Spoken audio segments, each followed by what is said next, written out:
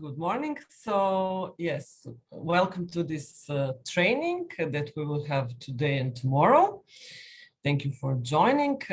This training will be focused on particularities with regards to Lot 3 of this grant scheme that you are well aware of because you are you are here. So please be informed that all the particularities will be stressed that concern only Lot 3, but if some of you are interested to apply also for Lot 1 or Lot 2, it will be valuable for you as well. And you can also ask questions with regards to all three lots, because this is the last training of this kind. So we are willing to reply to all your potential questions that you might have also for other two lots. Just briefly to present myself, my name is Ivana Staljetović. I'm engaged as an expert on this GST project, which is funded by the European Union aid program for the Turkish Cypriot community, and which is implemented by NIRAS consortium. This training will be dedicated to the preparation of the concept note, which is the first step that you need to accomplish in order to proceed further with your application. And if you are capable enough, and if you prepare a good proposal, you will be in the possibility to sign the grant contract. But we will talk about all this process today and tomorrow. So just to stress some logistics with regards to this training, the microphones of the participants are muted and the cameras are turned off to maintain the stable internet for all. You have the possibility to choose interpretation services. For today, we have only interpretation in Turkish language, so you can choose if you would preferably like to listen on your own language, this training. So with regards to asking questions that you might have, use chat option.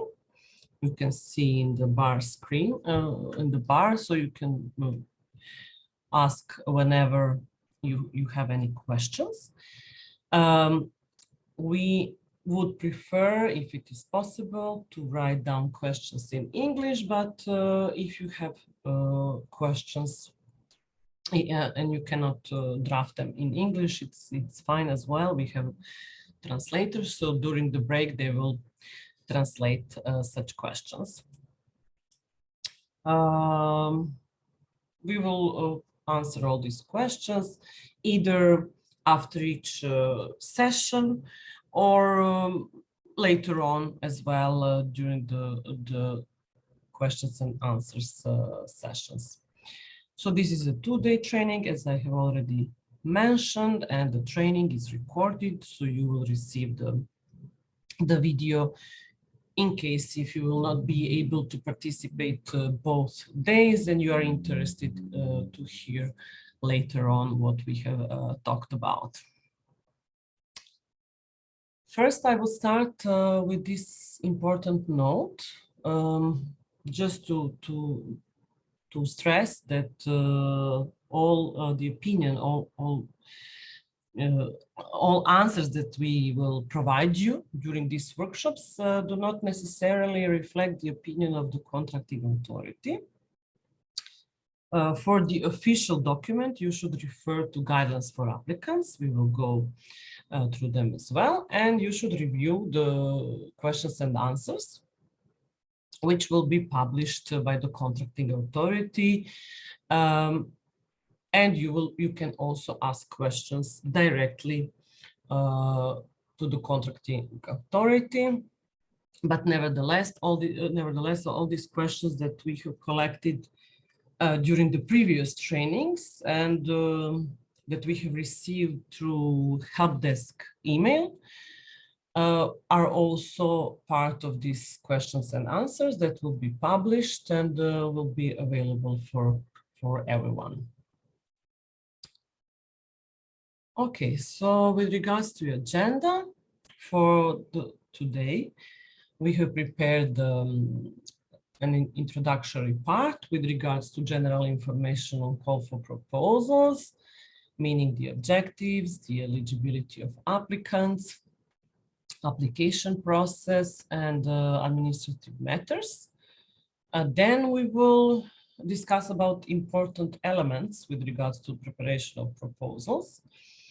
Try to understand result-based management, designing a logical, sequential, and relevant intervention logic, stakeholder involvement and management, involving finding beneficiaries and target groups, and sustainability is an important factor as well.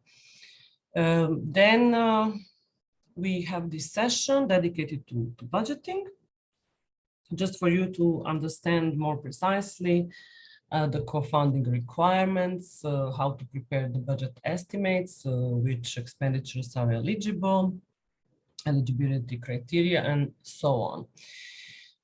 We have also prepared a short quiz for you. You will see later on, and you will be able to test your knowledge or what you have learned today. So with regards to this time frame indicated in the agenda, please be informed that we will adjust the time frame, even the break. We will probably have 2 breaks in order to prepare and to reply to all of your questions. And depending on the needs, we will adjust this schedule. For day 2, we will focus, first of all, we will have an introductory session with regards to registration, online registration to PADR, and uploading your proposals to Prospect online database, where we will be supported with our colleague Nilay.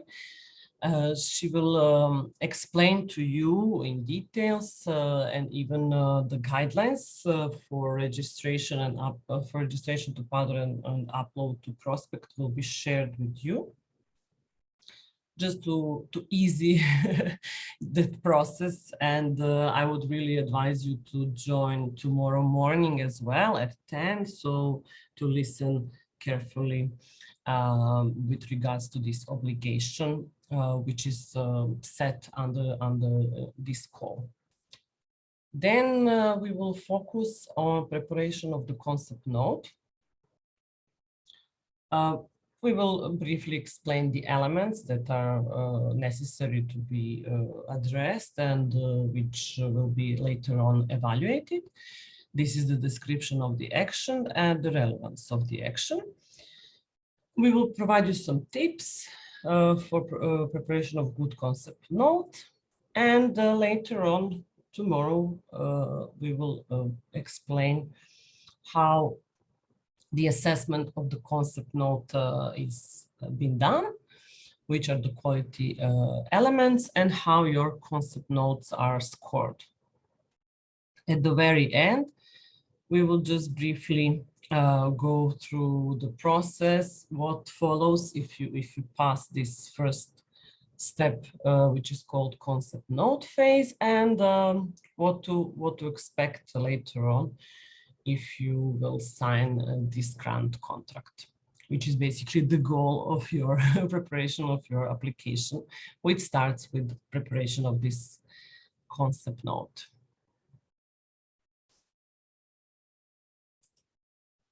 Okay, first of all, what would we recommend for sure is to read carefully the guidelines for applicants. It is quite long and comprehensive document. Maybe some terms are not very familiar to you, especially the ones who don't have previous experience. But really, if you read it carefully with understanding, you will probably find all the answers already there. in the document guidelines for applicants. And the advice would certainly be, and the need for you to follow the templates which are available within this call for proposals, but we will go through these documents jointly. Okay, something about introduction with regards to this call for proposals. So the call is published on the 1st March. This is the reference, so-called Europaid number.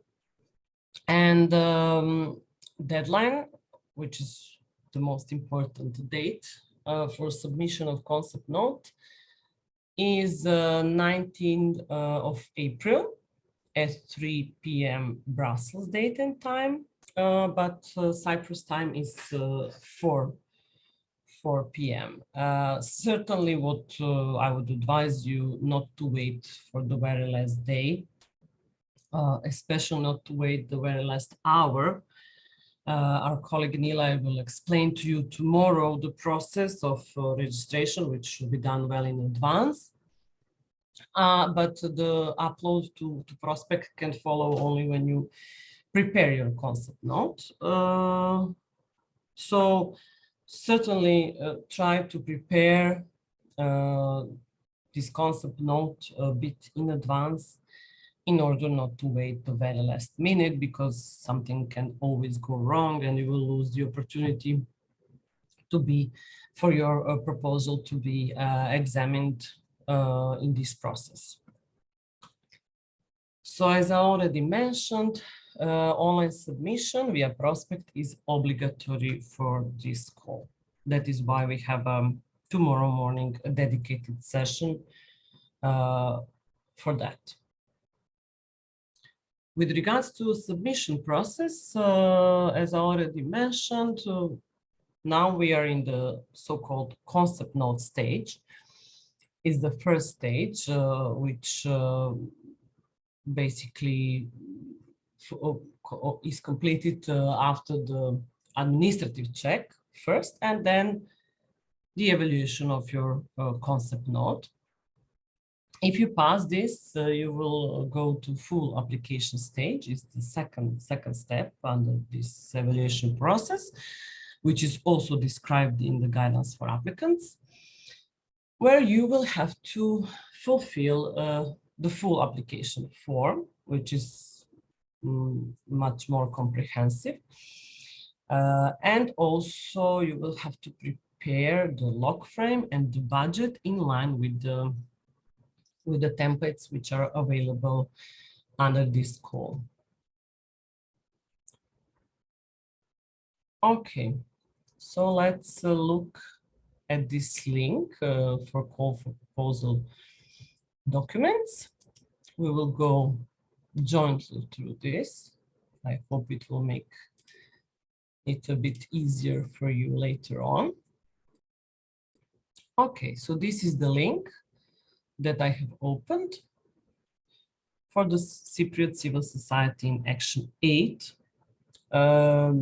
Here are some basic information about the budget, when it is published, the reference number, and these are the documents under this call.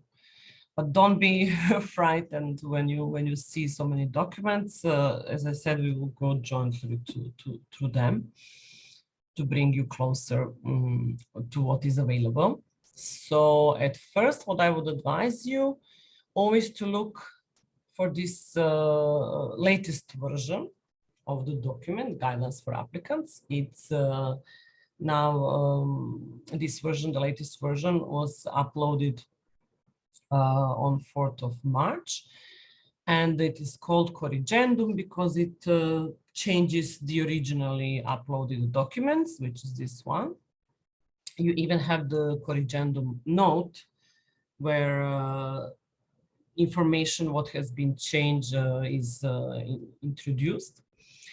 But just to stress that basically in this Corrigendum, the deadline for submission of the concept note has been adjusted due to a holiday that was for the initially planned deadline.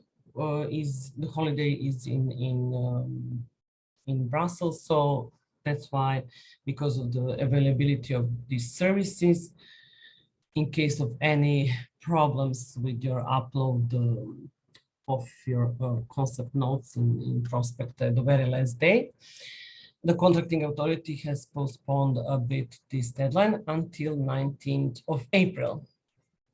So I would certainly advise you to check regularly this link, save it somewhere and check regularly, because on the same link, questions and answers will be published. We even expect soon for the first set of questions and answers to be published. And also, if there will be some other changes of the guidelines for applicants, it will be certainly published here. So please check regularly this web page to be timely informed of any changes and to be timely informed on the answers to all the official answers by the contracting authority to all your questions. Because as I said at the beginning, what we answer here during the training sessions, it's not the official opinion of the contracting authority, but when the questions and answers are published, answers from the side of the contracting authority, these are official answers that you can certainly take into consideration. Okay, so we have this corrigendum, we have a corrigendum note and the initially uploaded guidelines. Then we have this Annex A1, which is very relevant for you now. It's the grant application form part concept note. So we will go in details through the content of this concept note. We will certainly advise you how to prepare it, to pay more attention. But please download it by yourself also and take a look. There are instructions there that you need to follow.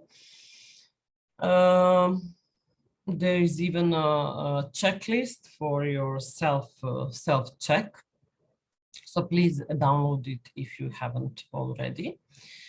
And that is basically it, what is important for this first step for you now. All these other documents are relevant for the later stages. But just to briefly inform you, so you have this Annex A2, which is grant application form part full application. So I would also advise you to download this document just to take a look. If you don't have previous experience, to be aware what will you have to prepare in case you will be invited on the second step of this process. Also, the budget, it's Annex B. It is Excel table. It consists of 3 sheets. So the first sheet is budget of the action. Second is justification of the budget. So you will need to justify later on in the second phase. You will have to justify the calculation of your proposed cost for each expenditure. And also you will have to connect all the expenditures with your activities. So I would also advise you to take a look how this budget looks and what will you have to prepare if you will be invited on the second step. Also the logical framework of which is Annex C. So you will have to prepare a detailed logical framework with the clear intervention logic. But you will see later on, even now in the concept note, you need to propose a summary, basically, I would say, summary of the logical framework. So I would certainly advise you to download this annex as well. and you know, to focus and to try to see what would be the best for your project, even in the later stage, in order to prepare a good quality concept note. But we will discuss about this a bit later on. These are some documents that will also be submitted in the later stages. But the only documents that I would also advise you to download now is this Annex G, which is standard grant contract special conditions of your future grant contract. And this zip file, which consists of grant contract annexes, which will become annexes of your future grant contract, in which there are some obligations, a lot of obligations and some rights that you will have during the implementation of this contract, because it is a legal document, and all these annexes will become legally binding during the implementation. And here, basically, apart from the reporting templates and similar, you have this Annex 2, which is general conditions of the grant contract, where you may find also a lot of very relevant information that you will have to follow once you sign the grant contract. Okay, so let's go back to the presentation. Also, these documents are available under the project, GST project website, that you can also find the link here. Okay, we passed through these documents. So I already explained what are all these documents about. Okay, some further details with regard to the call for proposals. So all these relevant issues, which is overall objective of the call, specific objectives, which are targeted for each lot, then target groups, final beneficiaries, some added values that you could contribute as well under the call, are set in the guidelines for applicants. As I said, they include objectives of the program, priorities and themes to be funded, eligibility rules, who can apply, which activities or which action can be proposed, and things like that. You will see later on. Then selection and award criteria in the later stage, procedures to be followed by applicants, and the other form and templates and annexes available under this call. The overall indicative amount is 2.5 million euros, which is divided in 3 lots. So you can see in this table how it is divided. So the allocation per each lot is set in advance. So particular for lot 3, which is strengthening civil society in the Turkish Cypriot community, is allocation is 1 million. But please note that the contracting authority reserves the right not to award all the available funds. If there are not enough good quality proposals, certainly contracting authority can award less than amount that is envisaged. But believe me, it is in everyone's interest for all these funds to be allocated. And on the other hand, what is also a possibility of the contracting authority, in case there is insufficient quality or number of proposals received under particular lot, for example, under lot 2. And In that sense, the quality of contracting authority reserves also the right to reallocate the remaining funds to the another lot, for example, lot 3. If there are more quality proposals under lot 3 and under lot 2, there are not enough proposals at all, or they are not of good quality, then certain amount can be reallocated also to other lot.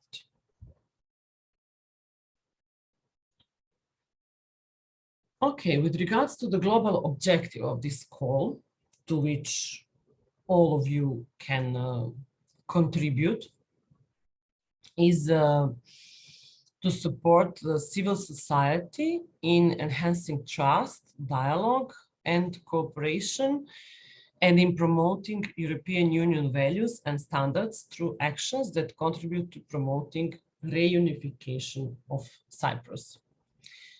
There are specific objectives for each lot. In particular, for lot 3, the specific objective is to encourage civil society in the Turkish Cypriot community to pursue meaningful socioeconomic change by participating in decision-making, influencing changes, and fostering sectoral and cross-sectoral cooperation at local and European Union level. Some priorities of this lot 3 are that actions that you might propose should strengthen the civil society in the Turkish Cypriot community in the following fields, which are environment, human rights, media literacy and promotion of ethical journalism, good governance, and actions which are addressing the consequences of the COVID-19 pandemic. So we have on the top the global objective, the specific objective for this particular lot, and the priorities for this lot. There are also some topics which more precisely describe. So actions should strengthen the civil society in the Turkish Cypriot community, as you already mentioned, and the projects that you can propose under this lot are centered around these topics. Okay.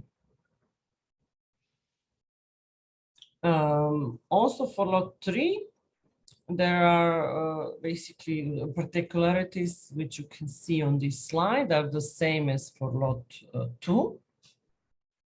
So the minimum and maximum amount that you can ask and request under this call as part of the EU contribution should be between 50,000 euros and 200,000 euros. It can be any amount in between. So these are the minimum and maximum. You cannot go above or below these amounts. You would be administratively non-compliant. So stick to this, and please take into account that this grant, this amount, refer to the grant, which is basically only the EU contribution part of the budget. It's not the overall budget of your action, of your project. So you have the overall budget, which consists of EU contribution part and your own contribution. Your own contribution should be at least 5% up to 40%. So you should co-finance this action with the minimum 5% of your own resources or some other resources, but let's see later on in more details.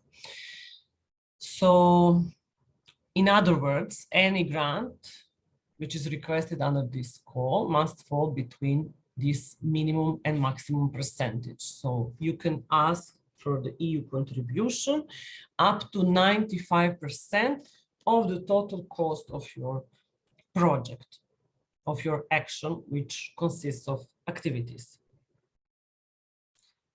and the minimum percentage is 60%. So basically, there are also restrictions. You cannot co-finance more than 40% of the action. Even if you want to, you would not be administratively compliant and eligible. So please follow very carefully these restrictions. Also, one of the restrictions that the initial planned duration, the duration of your action that you are proposing at this stage, should not be less than 12 months and should not exceed more than 36 months. So your project, your action, your activities after the grant contract signature should be in between 1 year and 3 years duration, or any, of course, duration in between.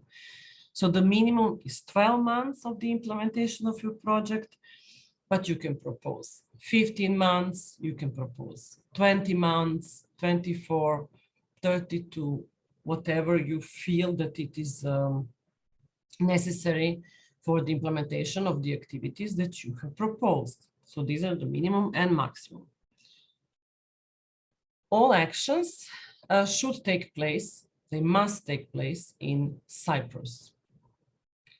So only a part of the action, smaller part of the action or some activity can take place somewhere else, but majority of activities must take place in Cyprus. So these are important details for lot 3, which are basically the same for lot 2 as well. For all actions and for all lots, there is one important note, and that is that you as potential grant applicants have the obligation to ensure complementarity with other actions which are currently implemented with EU funding in the Turkish Cypriot community in the respective sector in which you are also proposing your project, and should be in line, your project should be in line with the strategy which is currently implemented by the European Union in this sector. So you should ensure this complementarity, and you are encouraged certainly to do this properly. You are encouraged to consult the annual reports on the implementation of the aid regulation for the Turkish Cypriot community, which is available in this link. So please take a look at these annual reports, because this requirement will be also verified during the concept note evaluation. So take that into account, but we will talk about this also a bit later on.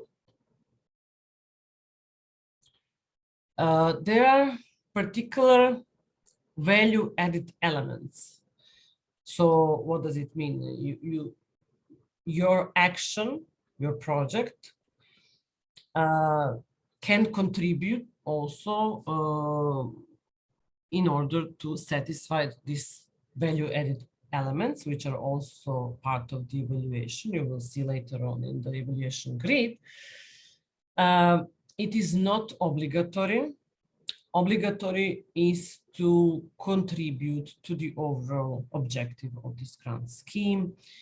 Also, it is obligatory to address the priorities and themes that are envisaged under particular lot on which you are applying. So if you are applying to lot 3, you should refer to the priorities and topics that are envisaged for lot 3. And your action, which you're proposing, your project, should contribute to those priorities. And overall, it should contribute to the overall objective of the grant scheme. And these value-added elements are not obligatory, but it is certainly advised to take a look on these elements in order for your project to address these value-added elements that will make you will have more chances to be selected for the second stage. So these value-added elements include actions that reach out to and or are implemented in remote areas and or with marginalized or minority groups. Promote synergy in research and or development. Then actions which promote networks or platforms with other CSOs. Actions which incorporate capacity building of CSOs, rights-based approach, gender perspectives, social inclusion, and sustainable development goals. Actions that are fostering collaboration and dialogue between the Cypriot communities. Actions that propose financing to third parties. We will have a slide, a couple of slides which are dedicated to financing to third parties to make sure that you will understand. So if you propose in your action the financing to third parties, it will also be considered as value-added elements or actions in which the lead applicant is acting with the co-applicant that has not benefited from Cypriot Civil Society in Action 6 and 7 grant schemes. So two previous grant schemes that are predecessor to this current one, number 8. If you will have co-applicant who has not benefited, who has not signed a grant contract or participated as co-applicant or other entity under these grant schemes, then it will be also considered as a value-added element. It's not obligatory, really. It's not crucial for you just to find a co-applicant who haven't benefited. Don't focus on that. Focus on the action, on the right co-applicant with whom you should cooperate if there is such need. And also what is different for this lot 3, but we will have it later on, that you not necessarily have to have an co-applicant. So it's not obligatory. Under lot 3, you can act and apply alone.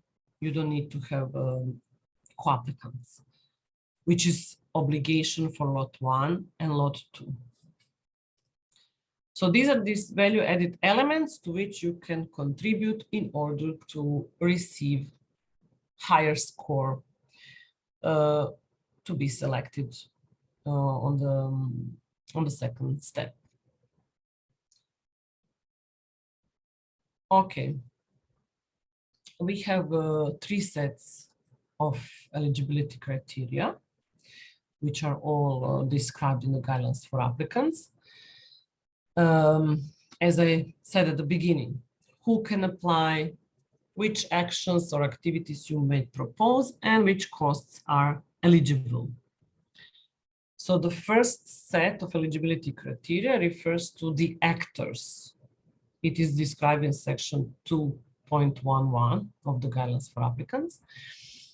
And the actors are basically the lead applicant, namely it is the entity that is submitting the application form. Then if there are any co-applicants, jointly referred as applicants, and if any affiliated entities to the lead applicant or to co-applicants. We will see later on and explain in details these terms, who is who. Then we have the second set of eligibility criteria, which is the actions for which a grant may be awarded. They are described under section 2.1.3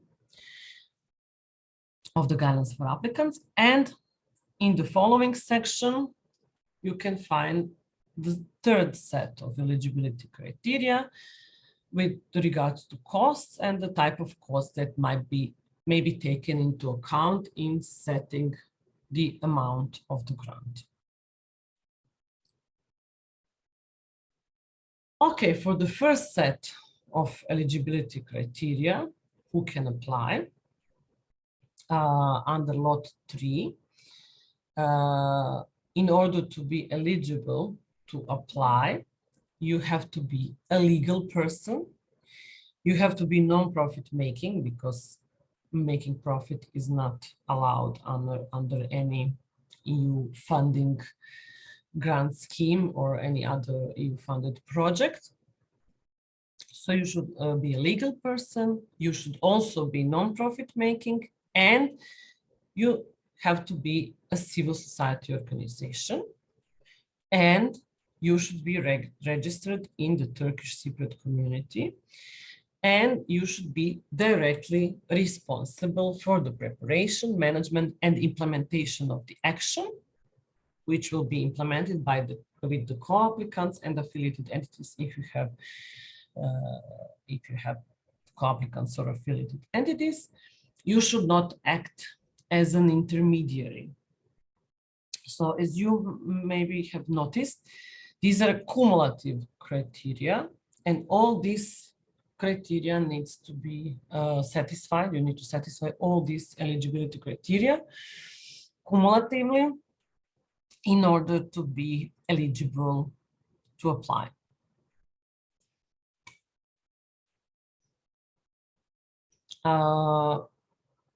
What about partners? So, as I already mentioned, for this lot 3 in particular, the lead applicant may act individually or with co-applicants. So you don't have to necessarily have the partner if there is not such need in your case. But nevertheless, just to inform you that co-applicants, if you propose them, they participate in designing and implementing the action, and the costs they incur are eligible at the same way as those costs which are incurred by the lead applicant. So basically, they have the same rights as the lead applicant, and the same obligations as well. So co-applicants must satisfy the eligibility criteria, the same one as the lead applicant, which we passed here, except the one which is related to the need to be established in the Turkish Cypriot community. So if you propose the co-applicant, they can be, they do not necessarily have to be from the established in the Turkish Cypriot community, but those can be entities that are meeting other eligibility criteria. So co-applicants need to satisfy the other eligibility criteria, meaning be a legal person, be non-profit making, be a civil society organization, and be directly responsible for the preparation, management, and implementation of the action. But they don't have to be registered in the Turkish Cypriot community. They can be, but it's not obligation. But they should be legally established in a member state of the European Union or on the territory of a member state of the European Economic Area or on the territory of candidate countries for accession to the European Union. Only co-applicants which are not from the Turkish Cypriot community can be established in one of these countries. If you will have any questions, we can share the link where you may find which are these countries if you are not certain. Just to stress once another thing, with regards to civil society organization, there is a footnote, which is also applicable for lot 1 and 2, and which basically address what civil society organization, what is considered, what you have to satisfy to be considered a civil society organization.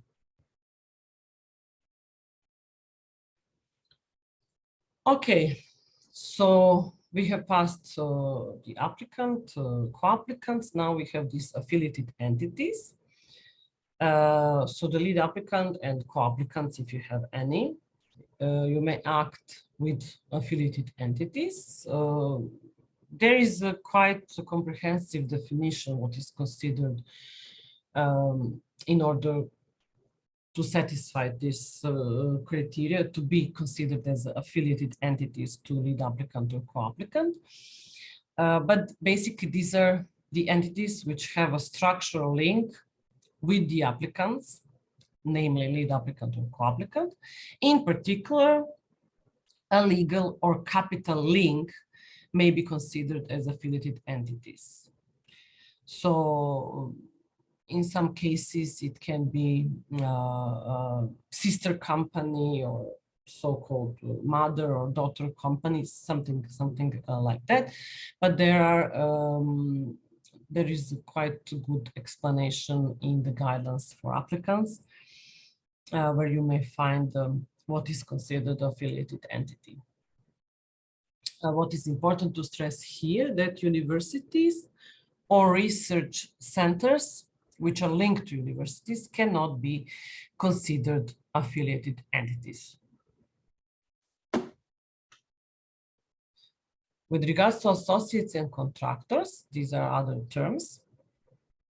So you can have associates, which are basically other organizations or individuals that may be involved in the action.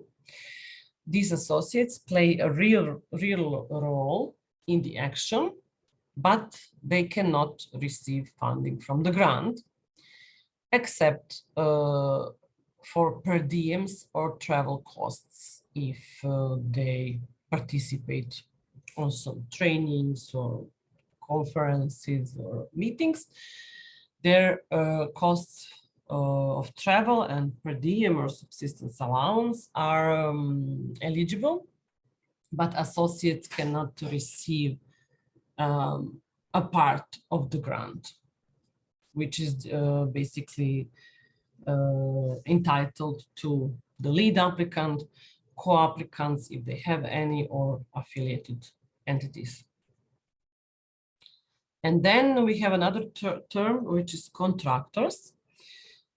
So beneficiaries, lead applicant, co-applicants, after the grant contract signature, they can award contracts. They can subcontract some services or procure some equipment.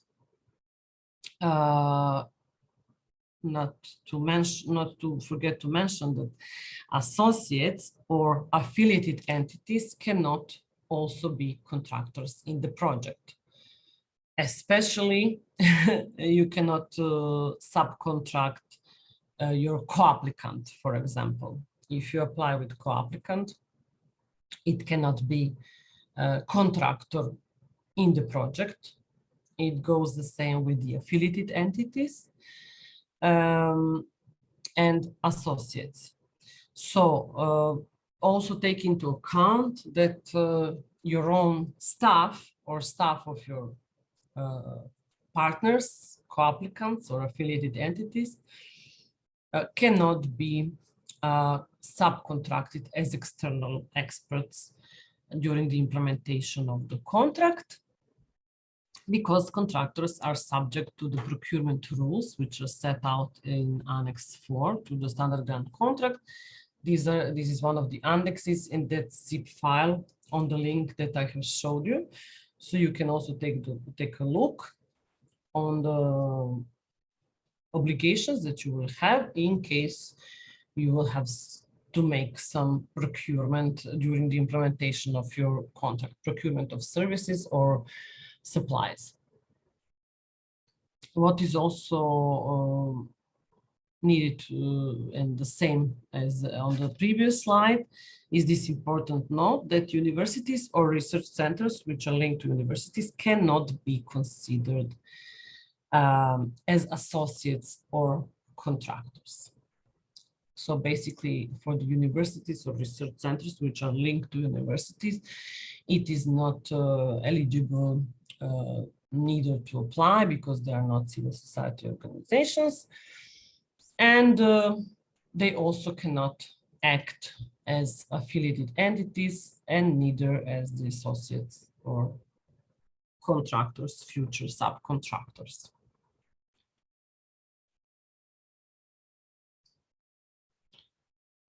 Okay, for the actions is the second eligibility criteria. And these are the actions for which an application may be made. These eligible actions should contribute to the objectives and address the priorities of the call for proposals and lot they are presented in. So certainly the actions that you propose, as I said earlier, should address the priorities of particular lot on which you are applying, and you should contribute to the overall objective of the call. Also, these actions should take into account the other criteria that we also already mentioned, which is duration of the action between 12 months and 36 months, a minimum and maximum amount between 50,000 and 200,000 euros, and co-financing rate, which is a minimum 5% up to 40% of co-financing. These actions, in order to be eligible, should take place primarily in Cyprus. I already stressed and explained that if it is really relevant for your action and for implementation of activities, some of the activities, a smaller part, can take place in another territory or country, but those activities cannot constitute the major part of the action because it needs to be implemented in Cyprus. There are some examples of potential types of action, which are detailed on the page 15 of the guidelines for applicants. So certainly take a look at these types of action. This list is a non-exhaustive list, where you can see if your action that you have in your mind to propose, if it is in line with these potential types of actions which are stipulated already in the guidelines for applicants. With regards to eligible activities, so as I already said, an action is composed of set of activities, and they are also in the guidelines for applicants on page 16. There is a non-exhaustive list of activities to which you can also refer. And you should certainly be proven to be conducive to the main objective set for the call and for the lot that you're applying. So you should certainly propose relevant actions and activities, but please refer to those lists that are available under guidance for applicants. Okay, I already mentioned that we will have a couple of slides with regards to explanation what is financial support to third parties. This is let's say a bit new concept, even for the ones who have experience in previous grant schemes. What does it mean? So you as an applicant can propose, you may propose financial support to third parties in order to help achieving the objectives of the action. I already mentioned this, that it is one of the value added elements. So if you really propose that you will give financial support to third party under your project, that it can be considered as a value-added element. But these third parties should help you in achieving the objectives of your action. This can be civil society organization or some civil society activists, and they can receive the financial support maximum 10,000 euros per third party. The total overall maximum amount of third party support per project, so under your project, you can envisage up to 60,000 euros to finance the third parties for them to participate in your action. But for one party, for one third party, it cannot be about 10,000 euros. Under this call, this financial support to third parties is not considered essential to achieve the objective of the action. It's not obligatory, but it is considered as a value-added element. So you can see the possibilities, what you have, but I would advise you not to push and, just to envisage this financial support to third parties if you are not sure, just in order to receive more points. That there are other value-added elements that you might address as well. And this is not considered essential, but it is kind of, there is a certain motivation to start using this tool, which is called financial support to third parties. Again, these third parties are neither affiliated entities nor associates or contractors, so they cannot be already part of your initial team that is applying on this call.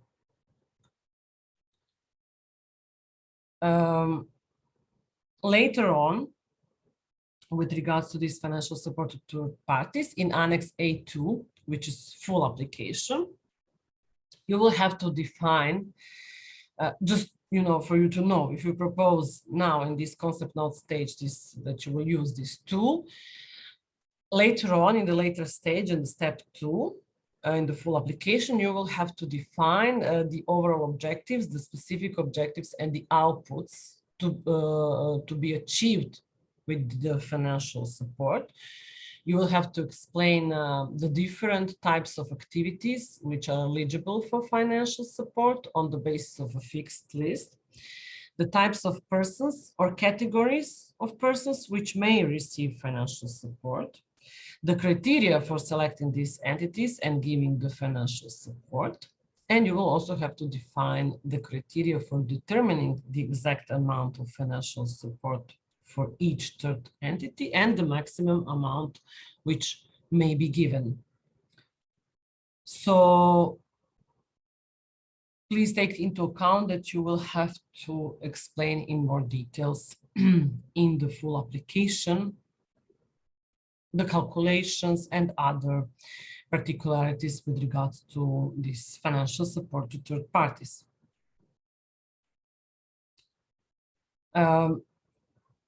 As I already mentioned, the third parties under this particular call, which could be eligible for financial support, should be civil society activists or civil society organizations as they are defined in this footnote number 19, where there is a definition what is considered civil society organization. It is quite broad definition, so take a look there, because in order to be eligible, you should also address to this footnote, but it also refers to third parties, potential third parties, that they need to respect also this provision.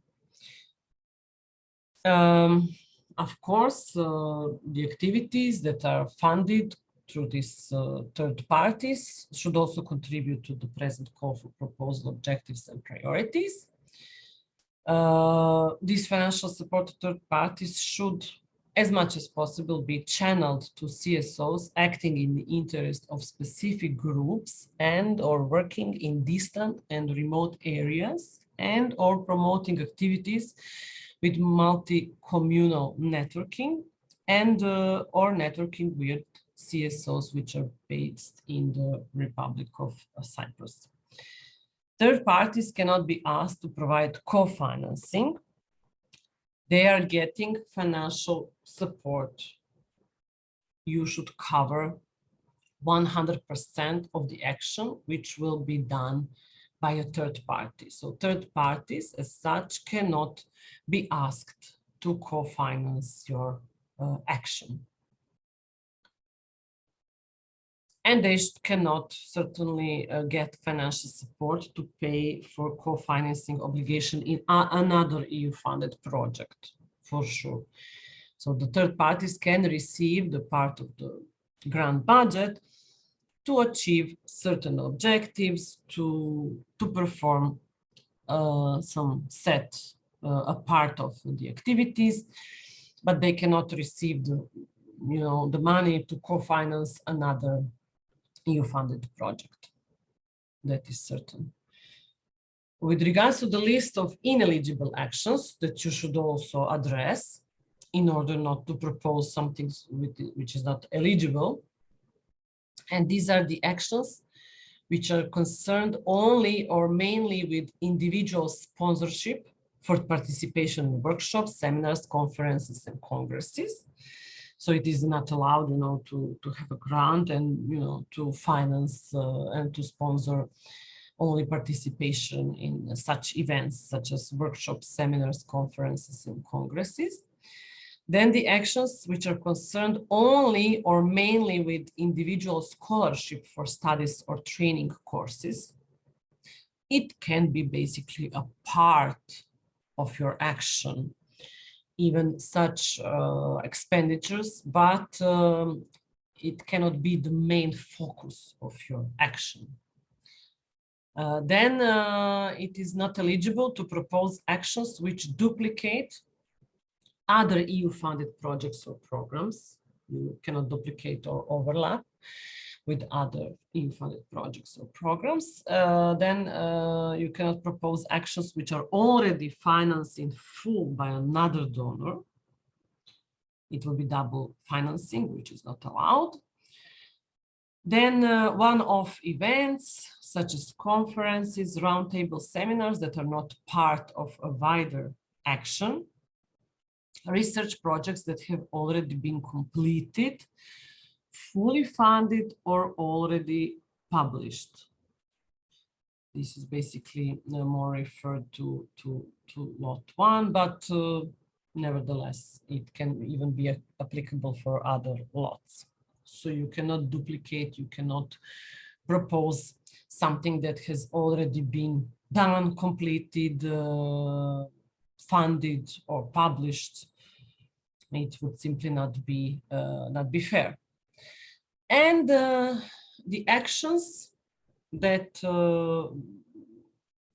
in which you have proposed infrastructure or works which represent more than 10% of the direct eligible cost of the budget.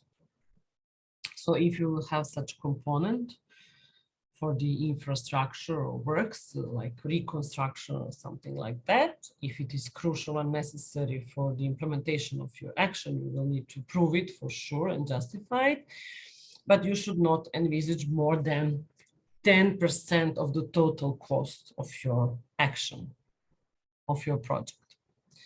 And on the other hand, if it is allowed to purchase the equipment, later on during the implementation of your project, where you will have to follow the procurement rules. But you cannot envisage more than 30% of the direct eligible cost of your budget. It goes the same for lot 2 and lot 3. For lot 1, this percentage is, for the equipment, is up to 50% of the total budget for the action can be envisaged for procurement of equipment. But any procurement of equipment will have to be clearly connected with the activities that you are proposing and justifiable. You cannot just buy equipment simply because it is allowed. It certainly should be very well connected with your action that you have proposed and with the implementation of the activities. With regards to visibility, which is very, very important element, so you should publicize that EU is financing or co-financing your project. You should take all necessary steps in order to respect this visibility provision, which is all the details are stipulated in this communication and visibility guidelines that you may find on this link. And at the end of this first session, just to stress that the number of proposals that can be sent or the grants that may be awarded under this call are also strictly prescribed here in the guidelines for applicants. So if you're applying as a lead applicant, you cannot submit more than one application per lot. You could apply as a lead applicant on different lots, but we would certainly advise you to try to focus if you have capacities, if you have really great ideas, and if you have capacities not only to prepare the concept note, but to have capacities to prepare later on the full application if you will be invited under each lot, then you can even do such application in different lots. But under one lot, you cannot be a lead applicant more than once. You as a lead applicant may not be awarded more than one grant under this call. So even if you apply on different lots, and if you are successful, for example, under lot 2 and lot 3, you will have to choose which contract you will sign. So you will not be able to sign 2 contracts, only one contract under the whole call, namely under all 3 lots can be signed with one lead applicant. But you as a lead applicant can be a co-applicant or affiliated entity in another application at the same time, even under the same lot. So if you're lead applicant, you can be co-applicant, but you cannot be lead applicant twice under the same lot. Co-applicant or affiliated entities may be the co-applicant or affiliated entity in more than one application. So if you're co-applicant, you can be, or affiliated entity, you can be co-applicant or affiliated entity in another proposal as well, even under the same lot. And you as a co-applicant or affiliated entity, if there are such cases here, because it is not obligatory to have a co-applicant under lot 3, you may be awarded more than one grant contract. So only if you're a lead applicant, you can receive only one grant contract and sign one grant contract. But if you're a co-applicant, then you can even participate under more grant contracts, which are selected for the award. And we have this third set in more details, the eligibility of costs, namely the costs that can be included. With regards to the guidelines for applicants, this section 214, there are stipulations, what are considered eligible costs. So the eligible costs should be incurred during the implementation of the action. So in order to have eligibility criteria satisfied, all the expenditures that you are proposing and that you will propose in more details in second stage, when you will have to submit the budget with the full application, they will be eligible only if they have incurred during the implementation of the action, not before or after the end of the implementation of the action. Also, the costs to be eligible, they have to be indicated in the estimated overall budget of the action. So why is it called estimated overall budget of the action? Because it's an estimation. So when you are proposing the budget, you're estimating the costs that you will most probably have. And these costs have to be necessary, as it is also stipulated here. They have to be necessary for the implementation of the action, which is subject of the grant. So all the cost needs to be connected with the activities that you plan to implement and justifiable. They must be identifiable and verifiable. So you need to have a track record of all the expenditures in line with the accounting standards and all other legislation which is relevant for, you know, for bookkeeping and all that you certainly need to respect even when you don't use EU grant funds. And these costs should be reasonable, they should be justified and comply with the requirements of sound financial management, in particular with regards to economy and efficiency. So basically, sound financial management is taking care of the EU money as if it is your own money, your own resources. You may also include co-financing in kind in the form of volunteers' work, but we will see on next slides what does it mean. And please note that before the grant contract signatures, the contracting authority usually do this budget clearing process, and they can impose some modifications to address mistakes, inaccuracies, and realistic or ineligible costs in the budget. There is a list also of non-eligible costs, so also take this into account, which are debts and debt service charges, interests, owed currency exchange losses, provisions for losses or potential future liabilities, costs declared by the beneficiaries, and financed in full by another action or work program receiving European Union grant, including through EDF, purchases of land, buildings, or offices, cost incurred prior to the signature of the contract, salary cost of civil servants or the personnel of local bodies, and the rent of land, buildings, and offices and works, infrastructures, and the renovation, refurbishment of buildings where property rights of natural and legal persons have not been respected in conformity with this Article 7 of EU Council regulation.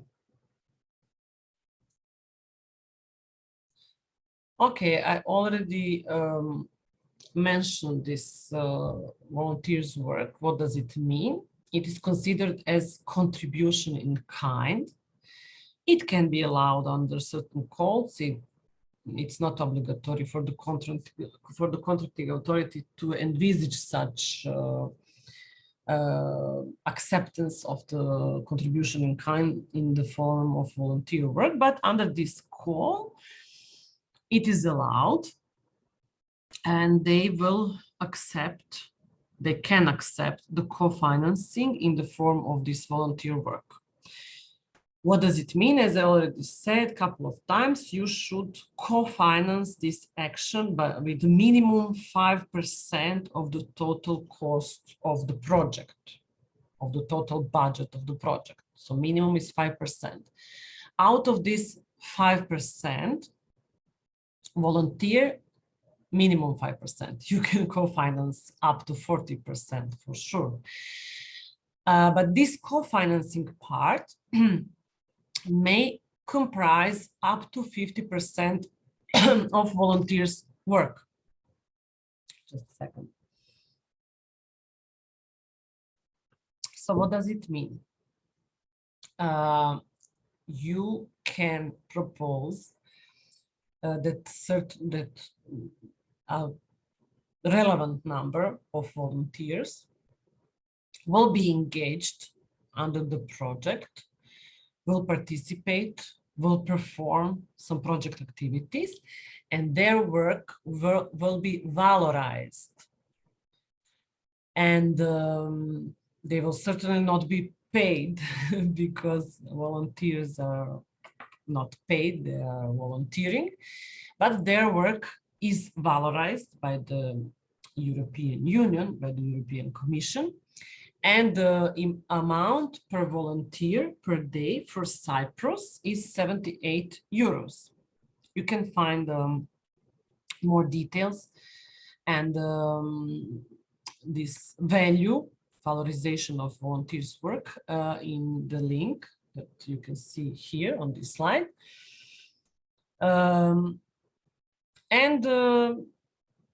You can probably envisage, some volunteers with who you are already cooperating in order to co-finance through this modality a part of your co-financing. So up to 50% of your co-financing, and the minimum co-financing is 5% of the total budget. Okay. Are there any questions now? Hope this part was quite relevant for you. So yes. Yes, we've received we've received one question on this chat, but maybe people have some other questions. I will try to share. Yeah, so there are two questions in one. The intensity of the funding, is it correlated to the duration of the project? Yes, but not only the duration of the project. In this folder on the link that was shown to you where the call for proposal is published, in this zipped folder, you will see the so-called general conditions document. These are the terms of the contract that you may sign. And over there, it's explained how the installments will actually be paid in terms of the budget. So it depends on the duration of the project, but it also depends on the size of the grant. So there are options that you may receive one pre-financing following the signature of the contract and the balance payment following the end of the contract.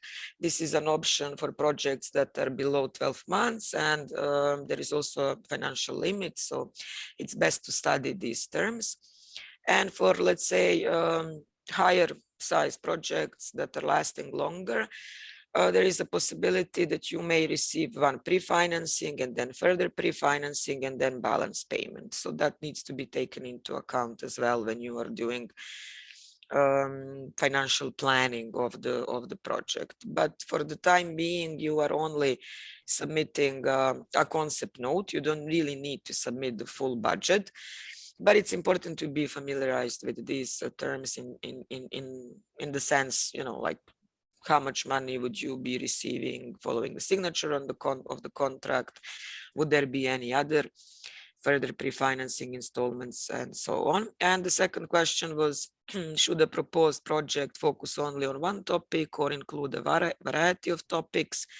This is really up to you to decide. The project may focus on one topic, it may focus on several topics.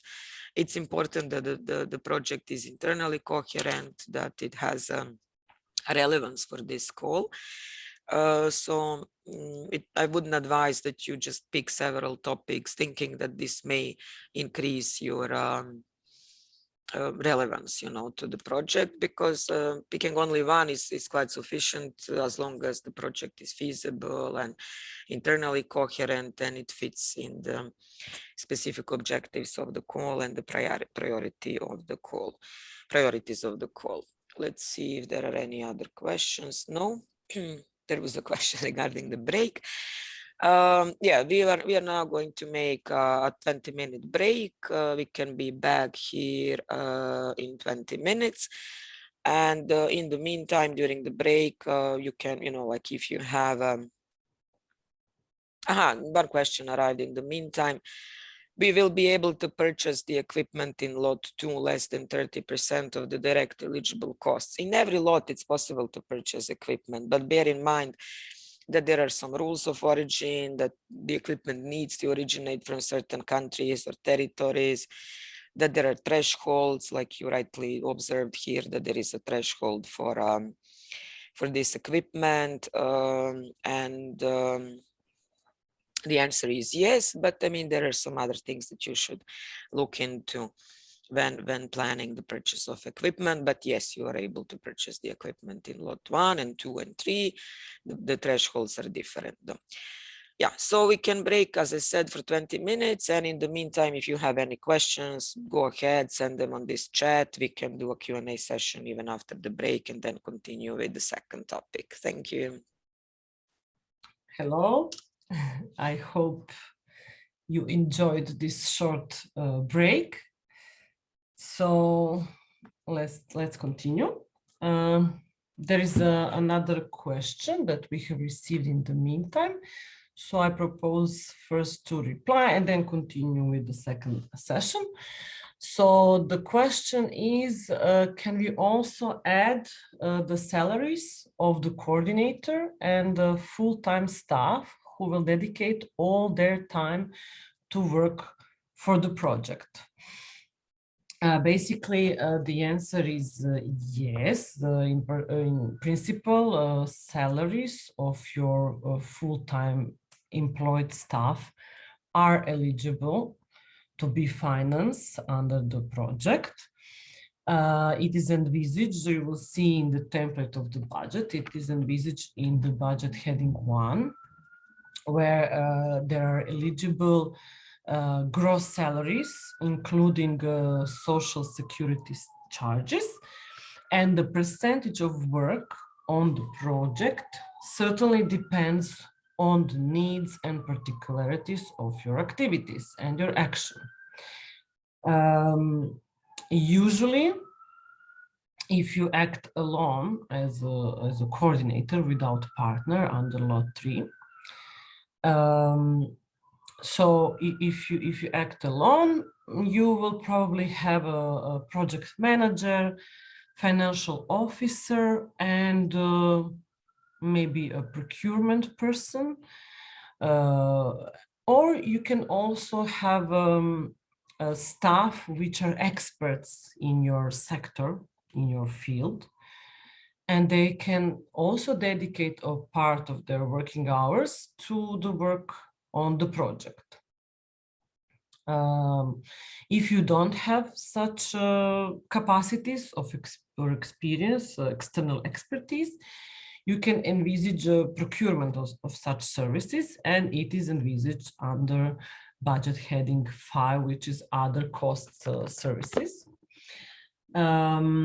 And as I already mentioned, you cannot engage as external experts your own staff or staff of your co-applicant if you're applying with a co-applicant or affiliated entities, or if you have associates as well. So yes, you can envisage even a full-time staff if you will justify it with the activities, if you will connect it with the activities, and if this staff will really work all their working hours, so it means 8 hours per day, each working day, on the project. If not, you can dedicate a part of their working hours, like 50%, 70%, 30% of their working hours, and this part of their salary will be eligible for financing, but on the basis of all supporting documents that you will have to submit together with the report. That means just to, you know, it's really quite far away. But for you just to know that full-time staff, for full-time staff, you will need to provide employment contracts with them. You will have to provide a salary statement to prove their salary for each month worked on the project.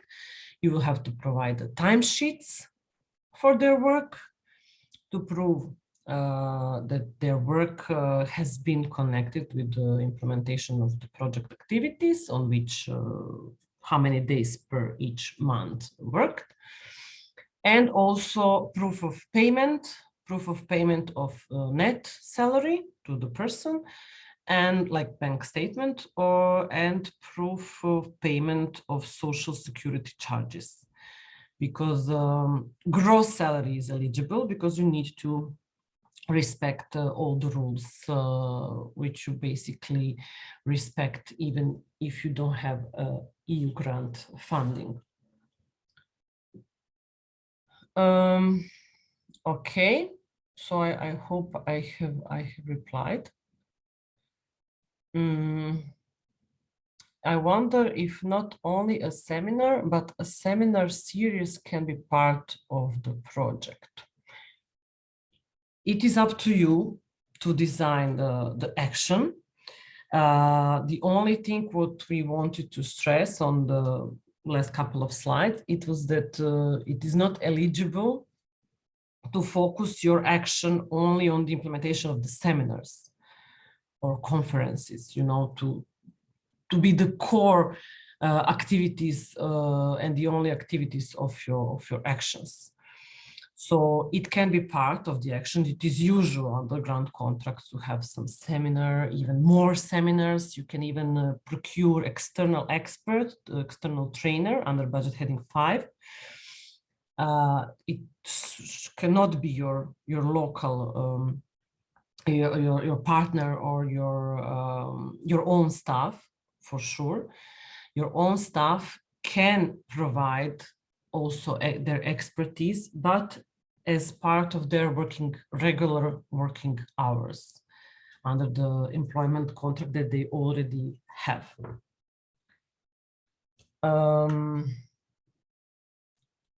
So it really depends on your action. What could be the way to cover cost of legal services, including fees for court cases? So if you have a need under the action for some legal services, it is usually allowed to envisage such cost in your budget as external expertise.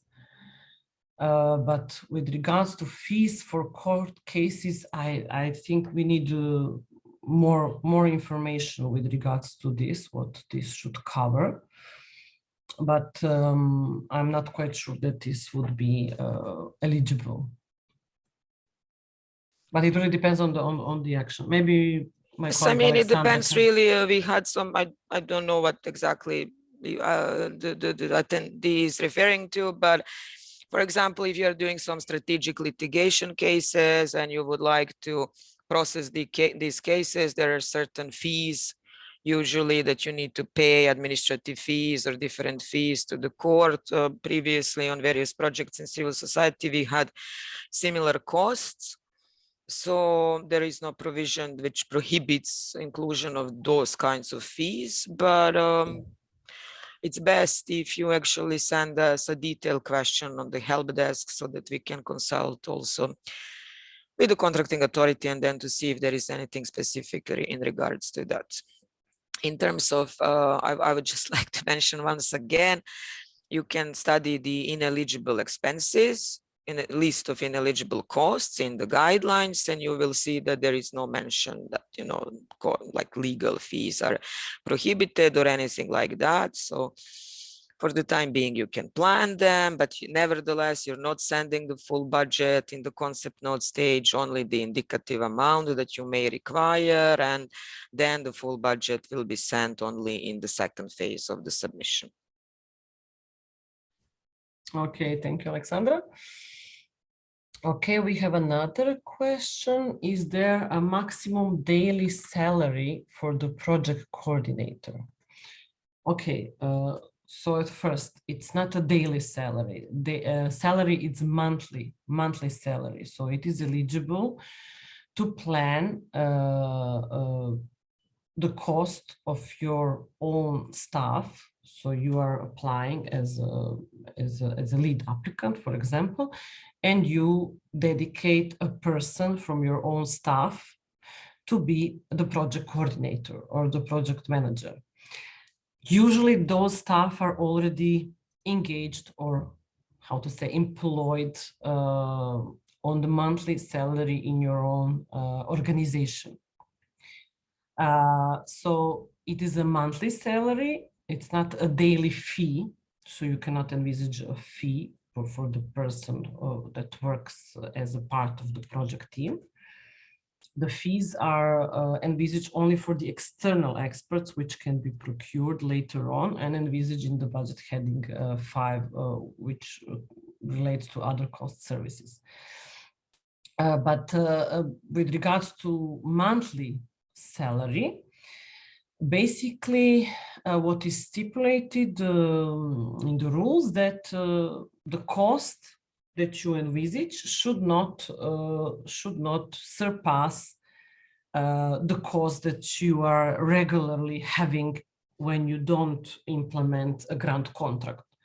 So that gross salary, for example, you can calculate it on the basis, for example, of the last 3 salaries of that staff, and then to see the average salary, which can be included in the budget, but nevertheless, the actual costs that incur will be reimbursed. So the actual work, which have to be proven with all the documents that I already has mentioned, will be considered as eligible for financing. Okay, so if it is still not clear, please ask more questions, but nevertheless, we will include these questions in the questions and answers document that I already mentioned, that will be later on reviewed and approved and published by the contracting authority on the web page where you could have found all the documents for this call.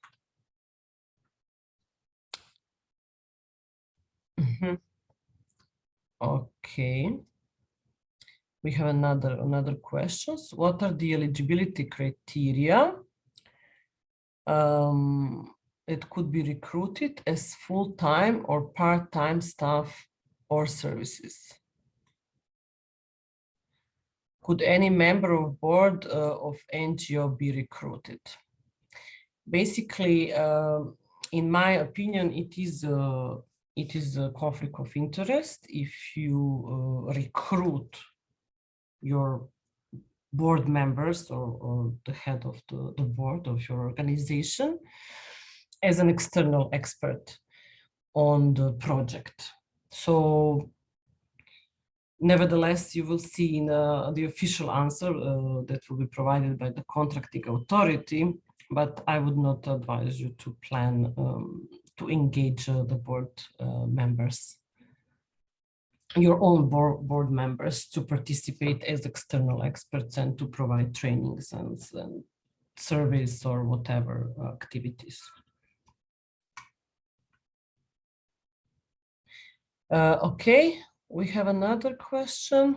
Is the creation and maintenance of a web page for the project considered as an eligible expense? If it is relevant for action, if you want to publicize your project, EU financing or co-financing of your project, and the project results, it is certainly allowed, it is even encouraged.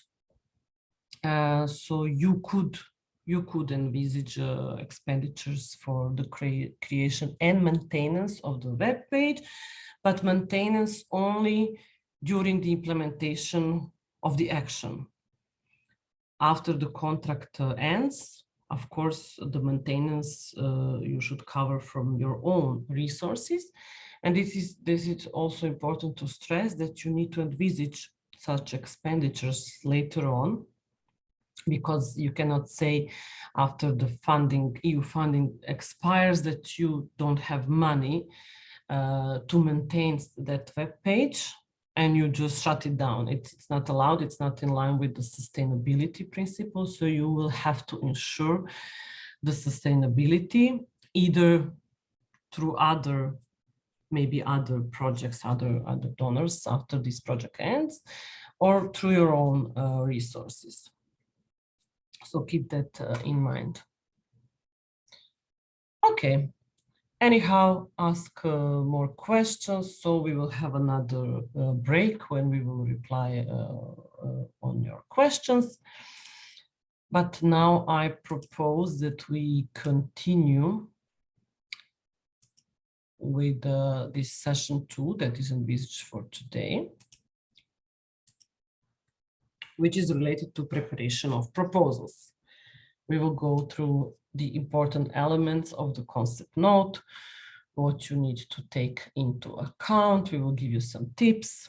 So please ask questions if you will have any. Okay, at first, this is one illustration where people sit and talk, and they conclude that they will fund only those proposals that they can understand.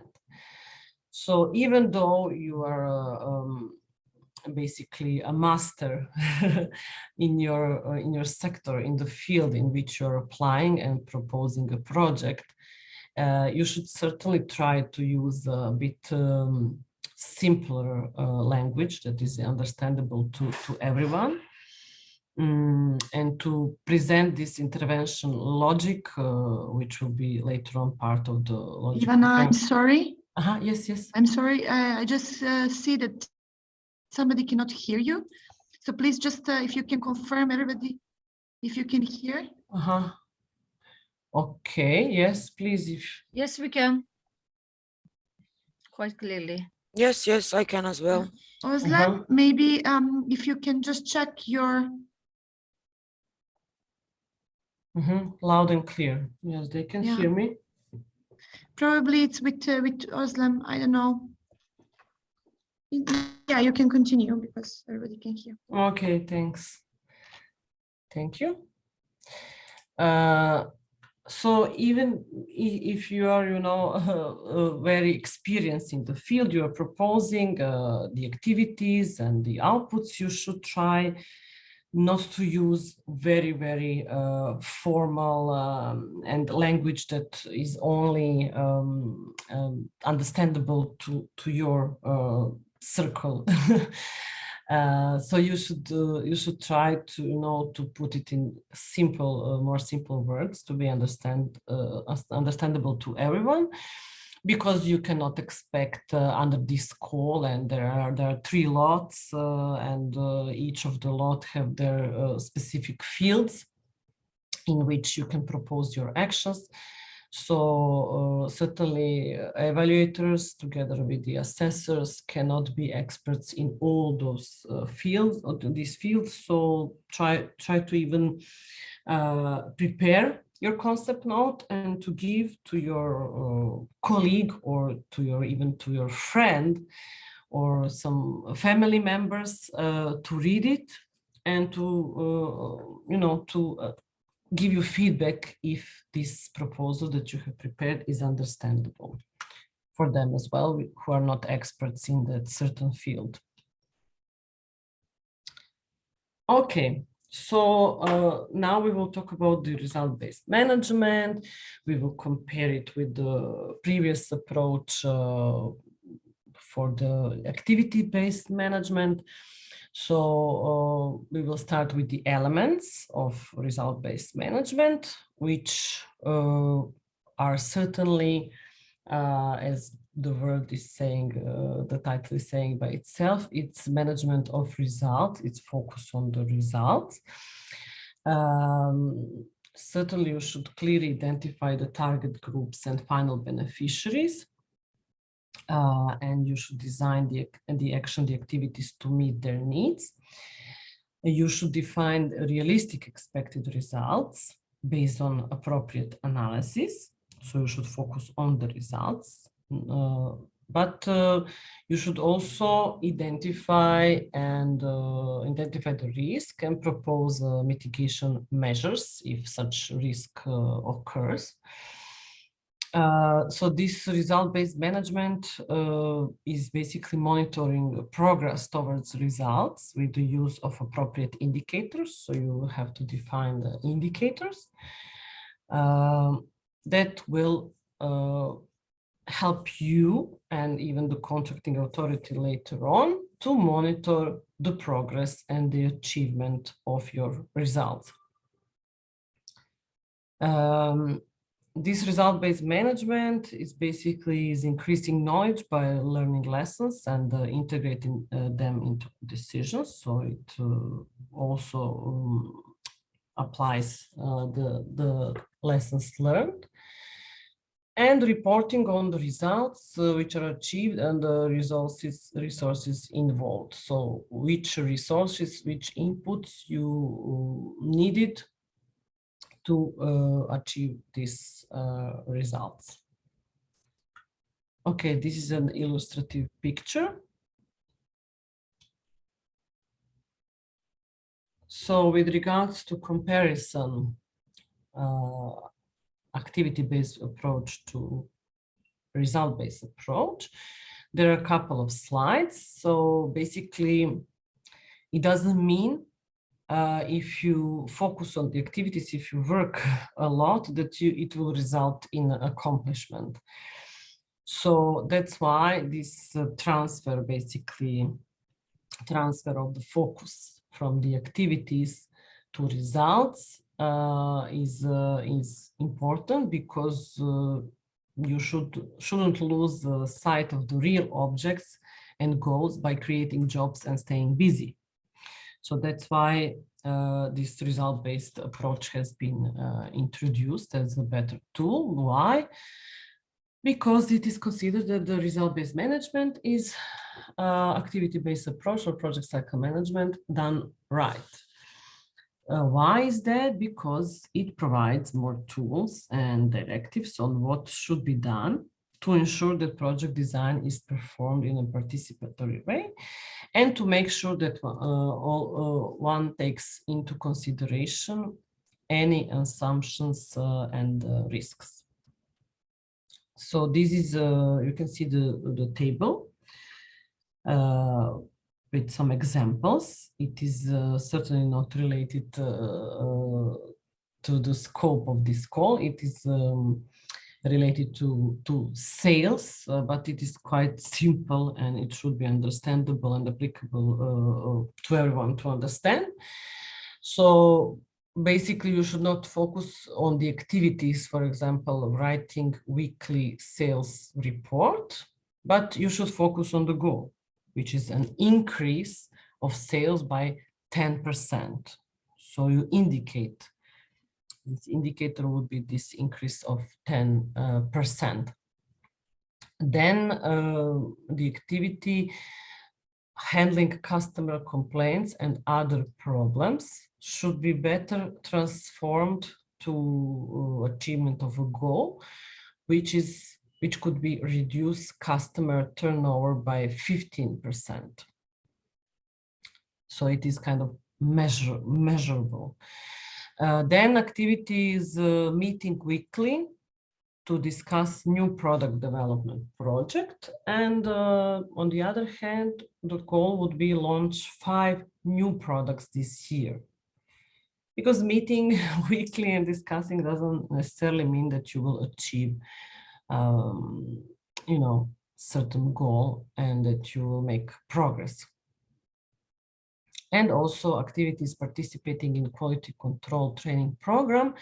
And the goal would be to cut production waste by 20%. So as I said, these are not so relevant for the priorities of this call, but I think it's clear, it's very simple to give you the picture how you should, where you should focus. Here it is, you can also see the table in which there is comparison between PCM and the result-based approach. So as I already said, focus is not on activities, but on the results. So activity-based approach is enhancing programming and proposal design. On the other hand, the result-based approach is focusing on institutional accountability, effectiveness, and efficacy. So focus on the results, on the outputs. Activity-based approach needs to gather information about achievement of results at any level in the logical framework matrix. So on the level of outputs, outcomes, purpose, and overall objective. And on the other hand, the result-based approach should focus on reporting and corrective action, which is established by assessing actual results versus planned results. So you are basically monitoring and reporting on the actual achievement of the results in comparison to what you have planned, just to see the level of achievement through monitoring process and through reporting process. Activity-based approach is reporting activities, is focused on activities reporting system. On the other hand, the result-based approach is focused on performance reporting system. What are the results in the context of grants? So we have the overall objective of the grant scheme, which we had in the beginning of the presentation. It is basically the impact which cannot be achieved by your project as such, but you can contribute to the achievement of the overall objective. But this grant scheme, together with some other activities and initiatives from the European Commission side, can do the impact and can certainly lead the policy to achievement of the overall objective. And then we have specific objective, which are outcome of your outcomes of your project. They should be adjusted dependent on the lot on which you are applying, and the actual result, the actual output, which is usually outputs are usually results of certain activities. So you have planned activities, you have outputs with regards to each activity, which jointly in the basically structured in the couple of sets of activities and outputs could lead you to achievement of results which are basically on the higher level. Okay, so what is the logical framework approach? That is the tool, result-based management tool, which is used for systematic planning, implementing, monitoring, and evaluating projects or programs. So it is a regular tool which is result-oriented. It is not activity-driven. It systematically and logically sets objectives and their relationships, shows whether objectives have been achieved through indicators, which serves later on for monitoring and evaluation, and describes external factors that influence the project success, which are assumptions and risks. The main output of the logical framework approach is the logical framework matrix, which you will have to prepare and present together with the full application in the second stage. So you can see this intervention logic in this illustration. So basically, that is the logical framework is the matrix as a table that captures in a very structured way the hierarchy of results of the action at different levels. We have impact level, outcome level, and output levels. What is the impact? The impact is the long-term expected effect of the action, which is fulfilling the overall objective. So it's long-term. The outcomes are the mid-term expected effects of the action, which are fulfilling the specific objectives. So we have impact on the level of overall objective, which is long-term, and the outcomes, which are on the level of specific objectives, and they are mid-term expected effects of your action. You should reflect here the intervention logic. And later on, this framework, logical framework, is used as a reporting tool on the achievement of the results during the implementation. So there is one column you will see in the template if you take a look, which is called current value, and you will fulfill the values by current values at the time when you are reporting for monitoring and for reporting purposes.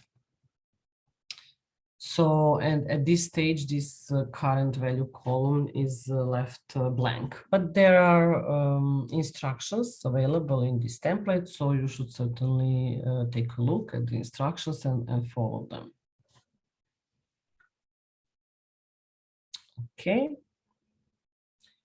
There are some slides where maybe you will find it useful, especially later on when you will start preparing this log frame matrix for the ones who don't have previous experience. So this intervention logic, as I already mentioned, is on different levels. So on the level of the overall objective, that is the longer term benefit to beneficiaries and wider benefits to other groups. For the indicator, for each level, you need to have measures to verify to what extent the overall objective is fulfilled, or on the other levels to verify the project purpose if it's fulfilled, or if results are produced. So this intervention logic should be clearly followed on all these levels, and you should certainly envisage the sources of verification. What does it mean? You will need to have data sources, some official data sources, where the achievement of your indicator could be verified, could be basically checked. So also you should envisage assumptions, which are basically the important events, conditions, or decisions which are outside the control of the project and which must prevail for the overall objective to be obtained or the achievement of the project purpose. So on each level, you should envisage these assumptions. Here is also the illustration with regards to this result chain. So as I already mentioned, but this is illustrating it in the picture. You have the impact, which is widespread improvement in society or sector, which is long-term.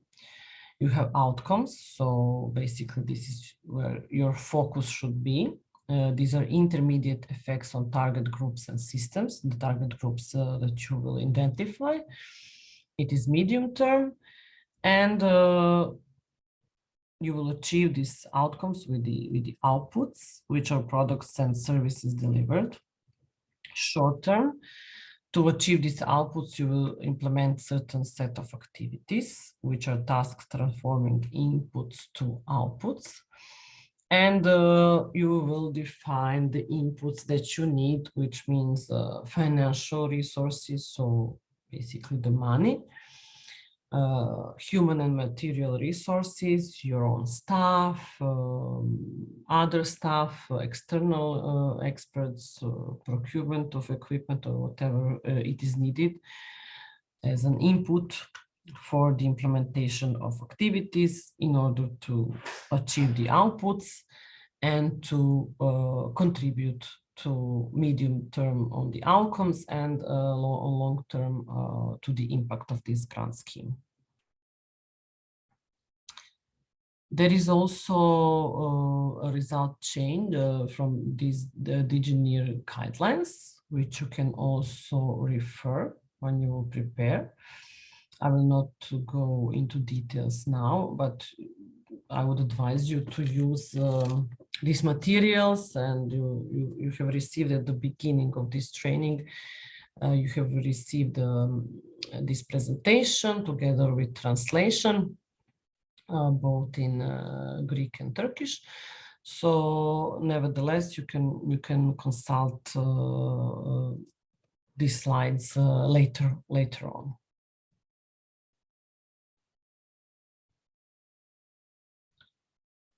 Okay, so we have this global objective, which will not be achieved by the project alone, but will require the impact of other programs and projects as well. So I said other EU initiatives are jointly contributing, which are programmed and implemented under the EU programs, and they jointly contribute to the impact or the global objective of this call as well.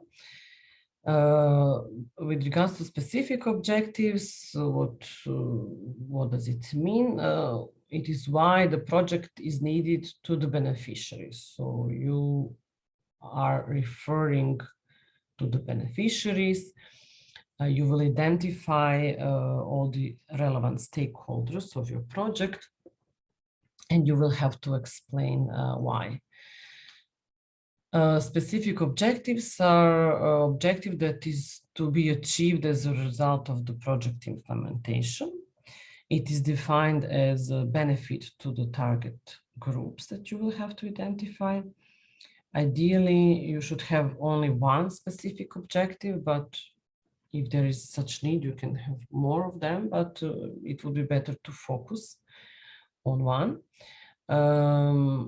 And a specific objective defines the project success at the end.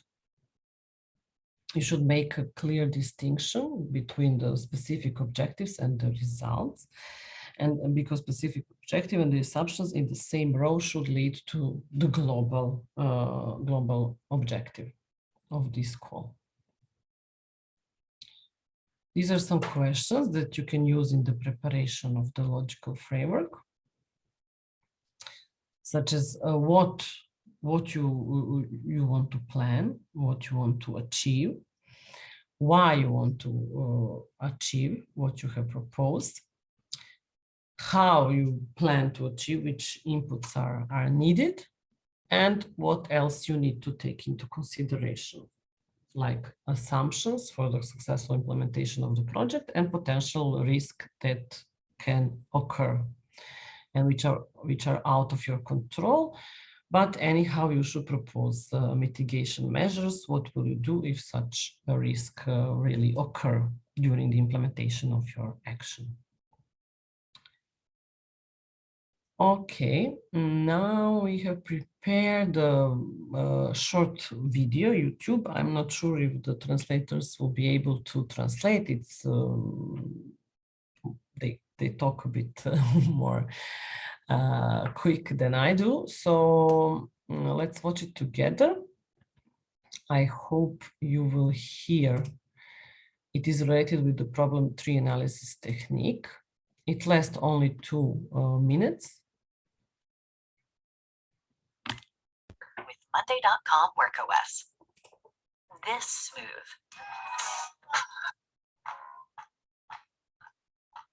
The first of our 7-step M&E plan is identifying the problem and the need for a project. Before we begin to conceptualize a project, it is essential to understand the underlying problem in the community of interest and explore what's causing it, what interventions could solve it, and how long the intervention would need to last for it to be effective. The project will thus be designed accordingly.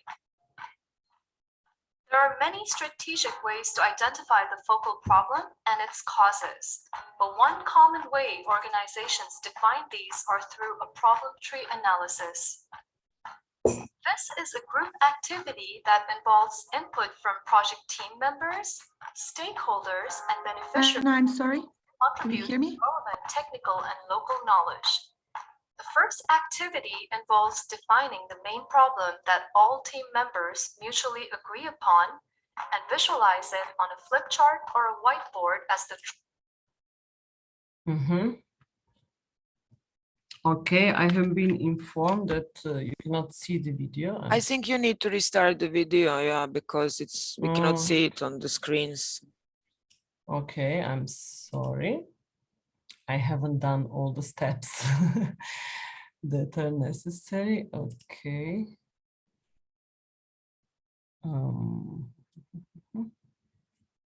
Okay, this is it. Okay, let's try once again, and I apologize.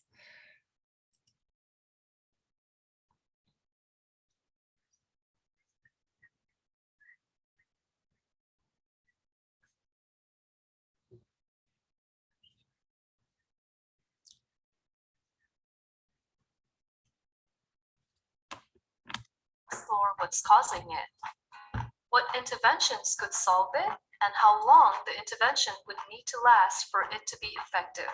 The project will thus be designed accordingly. There are many strategic ways to identify the focal problem and its causes, but one common way organizations define these are through a problem tree analysis. This is a group activity that involves input from project team members, stakeholders, and beneficiaries who can contribute relevant technical and local knowledge.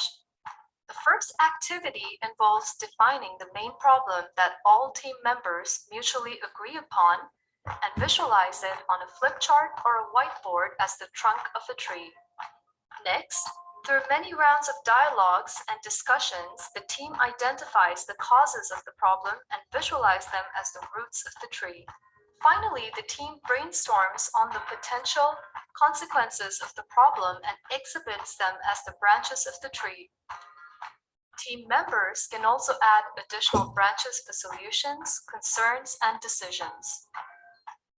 This is an effective practice as it maps out a realistic picture of a problem from economic, political, and socio-cultural dimensions, while building a shared sense of purpose, action, and understanding amongst the involved parties.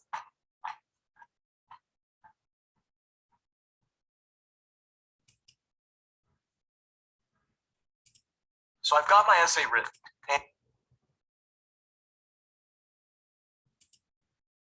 Okay, I hope you like this problem trees analysis. I apologize once again if technically haven't went well, but anyhow, you should certainly review it by yourself. You have the presentation, you have the link. So you can use it anyhow later on. I would advise you to basically discuss with your team and to use this problem tree analysis technique in order to do a proper intervention logic and logical framework development. You may find some other relevant materials even on the internet, but anyhow, you can also consult us the same way as for all the others, or other questions or need for consultancy from the side of the GST project that you might have. You at the end of the presentation, there is a help desk email that you should consult in case you have any questions. Okay. So this is one result chain example on the level of the impact, outcome, and outputs. So certainly the impact, the overall objective should be to contribute to the generation of knowledge and evidence that is relevant for the reunification of Cyprus. But you will define the maximum 3, but preferably 1 specific objective, and then you will see, you will present which outputs contribute to the achievement of these specific objectives. With regards to type of outcomes, they can involve different types of changes. Basically, you need to contribute to some change in the society by proposing your actions. So it can be changes in perceptions, in attitudes, in feelings, beliefs, or values. It can be changes in knowledge, in skills or level of functioning, behaviors or practices, then changes in conditions, in status, such as socioeconomic status, and status can, which status can reflect formal or informal status, or policies. So these are type of outcomes that you can refer to. With regards to assumptions and risks, even though we already tackled it, some key concepts are that the assumptions are necessary conditions for the actual achievement of the desired changes. So conditions or preconditions that needs to be secured in order for you to achieve this change, to achieve the what you have planned. And assumptions are less probable at the higher levels of the intervention logic, mainly because they are out of sphere of control. With regards to risks, these are the factors that might hinder the achievement of a result, that may prevent you in achievement of the results.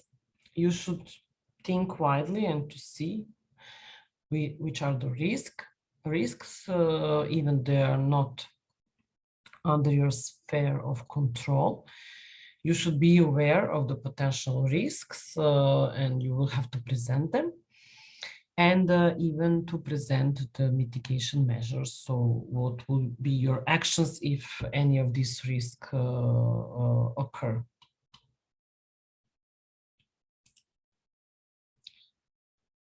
Now we will do, let's say, a presentation of actors that are involved in your actions. So at first we have stakeholders and why we need to do a stakeholder analysis. So stakeholders are any person or group or organization who can be positively or negatively impacted by the actions or activities proposed, or they can cause an impact on the action and activities that you're proposing.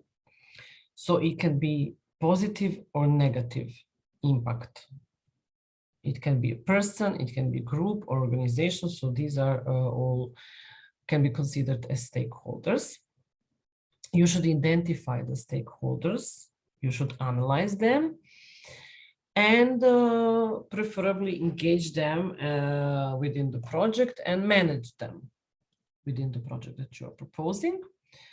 The aim, what is the goal of the stakeholder analysis, is to identify the stakeholders and assess how they are likely to be impacted by the project. And another goal is to develop cooperation between the stakeholder and the project team, and at the end to assure successful outcomes for the project. So you need to take into account all these stakeholders, because they are directly or indirectly can be influenced by your actions or activities, or they can cause an impact on your actions and activities. So you should be aware of all the stakeholders, and you should do this proper analysis. Here you can see also an illustration on the levels of stakeholders. So they can be managers or the donor, in this case, European Union. And they can be providers, any kind, regulators, resource owners, or strategic partners. This you should take into account. And on the level, on the broader level, it can be local authorities and other NGOs, communities, some interest groups, and press or media. So you should take into account all of them. You should involve them effectively. It is very important for successful project delivery. And sometimes it is disregarded, so please do not disregard all the stakeholders, and try to to put them in your proposal. Try to address them, and they should be also treated as potential sources of risk and potential source of opportunity within the project. So just think positively and negatively on their potential impact. We have this partnership terminology, just to make clear who is who. So coordinator is the lead applicant. Now it's the lead applicant. Later on, after the contract signature, it will be the coordinator of the action. So co-applicants, which you can have, but it's not obligatory for lot 3, become co-beneficiaries after the grant contract signature. You have, if you have any affiliated entities, they are later on not identified as grant beneficiaries, even though they can participate in the action. And associates which are not grant beneficiaries. For sure, they cannot even receive the money from grant, apart from the per diems and travel costs. With regards to partnership roles, so the term beneficiaries refers collectively to all grant beneficiaries of the action. So this is the coordinator, which is now, becomes the lead beneficiary, and partners or co-beneficiaries. The grant action is basically led by the lead beneficiary, which is listed in the contract as the coordinator. So the coordinator, now the lead applicant, later on becomes the coordinator and signs the grant contract in the name of co-applicants, if you have any. All beneficiaries, all applicants, co-applicants are jointly responsible later on to carry out the action that they have proposed, in line with the proposal, which is called description of the action, and all the terms and conditions of the contract. So the financial responsibility for the implementation of the action, including the parts implemented by co-beneficiaries and affiliated entities, is with the coordinator. So this is quite important for you to know at this stage. If you're a lead applicant, the financial responsibility relies on you in the name of other co-applicants or affiliated entities.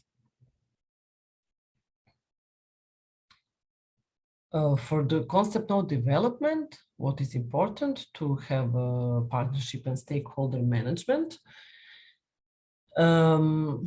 So you should insert and integrate in the project design the mechanisms that are dealing with these issues. So take into account the partnership, the stakeholder management.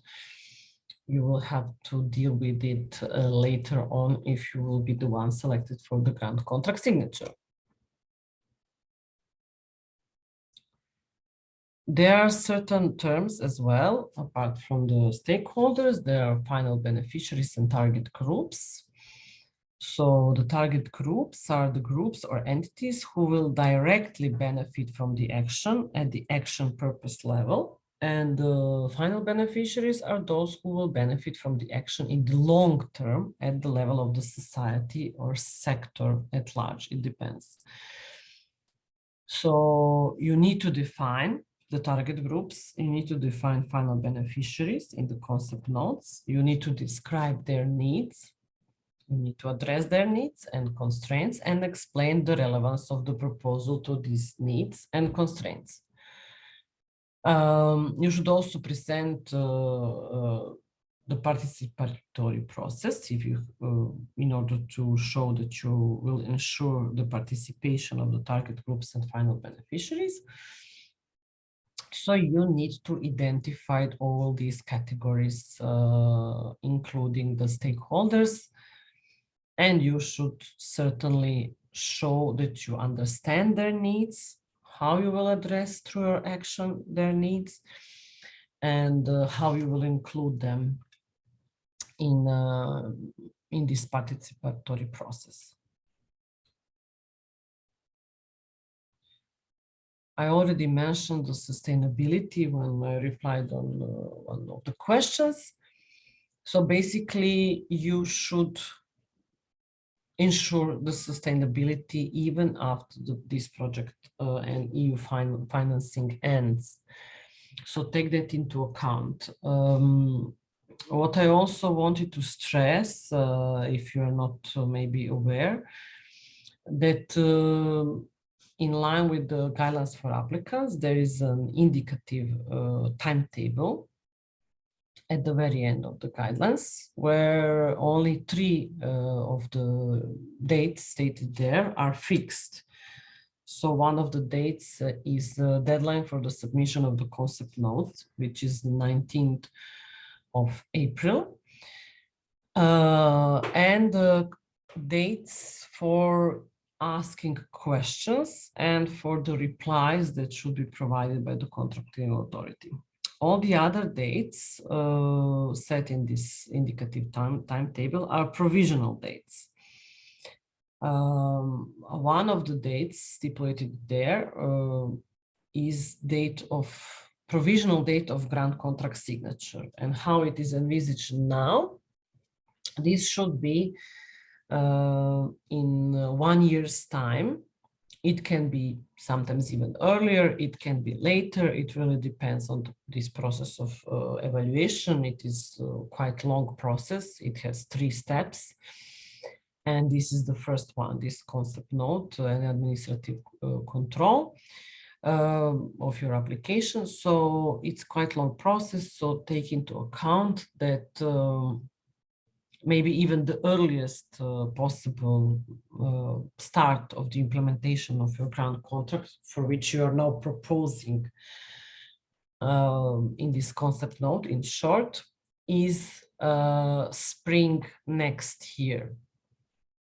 If you are proposing the action that will last, for example, two years, that means that you will need to ensure sustainability after 3 years' time. So in that context, try to think well in advance. Take this into consideration. Don't write a project proposal like you will start implementing it tomorrow. So please take also that into account and be aware that you will have to ensure the sustainability of your action. What does it mean?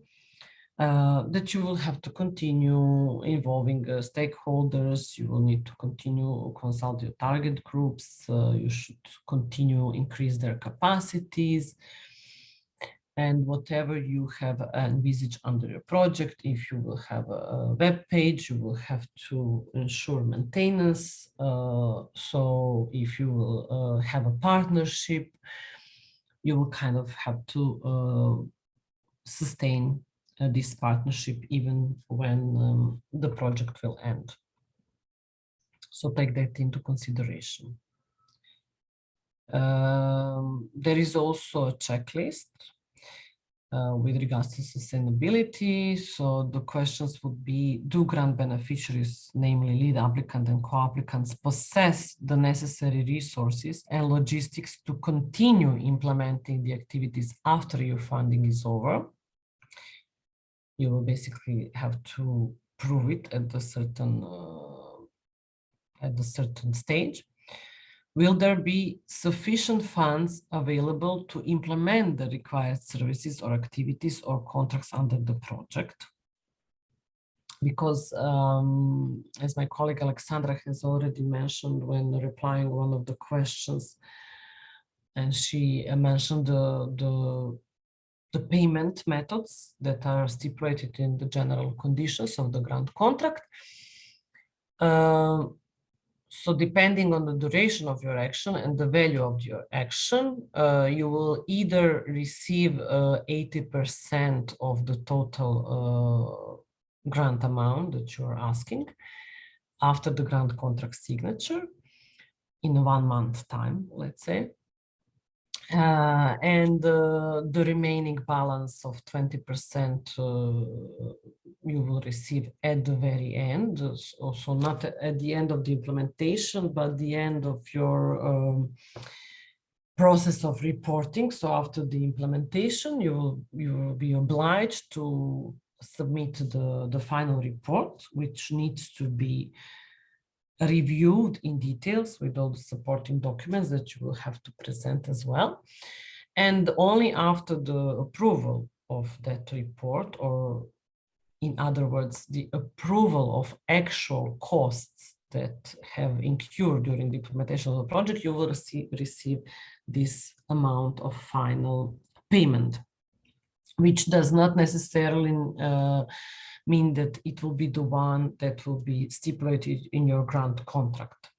It will really depend on the actual costs. If you have followed all the procedures carefully, especially with regards to procurement, if you will procure some external services and procure some equipment, you will need to follow all these rules and stipulations in order and submit all the relevant documents in order to receive approval for the eligible costs. So you will have to have these funds available, sufficient funds to finance the action until the very end, and then, you know, to receive the reimbursement at the very end from the side of the contracting authority. Then, with regards to sustainability, will outputs under the project, such as training, studies, policy papers, remain available for the interested public after the project ends? So this can be available on the, for example, on these web pages. Have you clearly identified the responsibility for post-implementation operation and maintenance of the services or activities or contracts? So this is the maintenance of web page, is one of the examples as well. Is the cooperation between the grant beneficiaries likely to continue after the project? So if you propose a partner, if you continue with this partnership even after this project ends, and have you made sure that your project is environmentally friendly? So this is some questions for the sustainability checklist.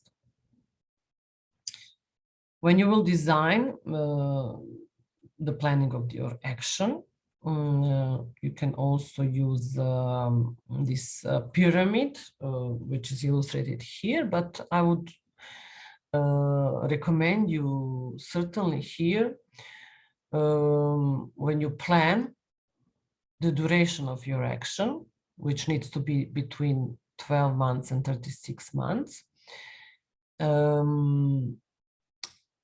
it is better to envisage a bit longer duration than the exact one. So also take into account your activities, the scope of the activities, take into account that certain time will be needed also for the procurement process to be performed.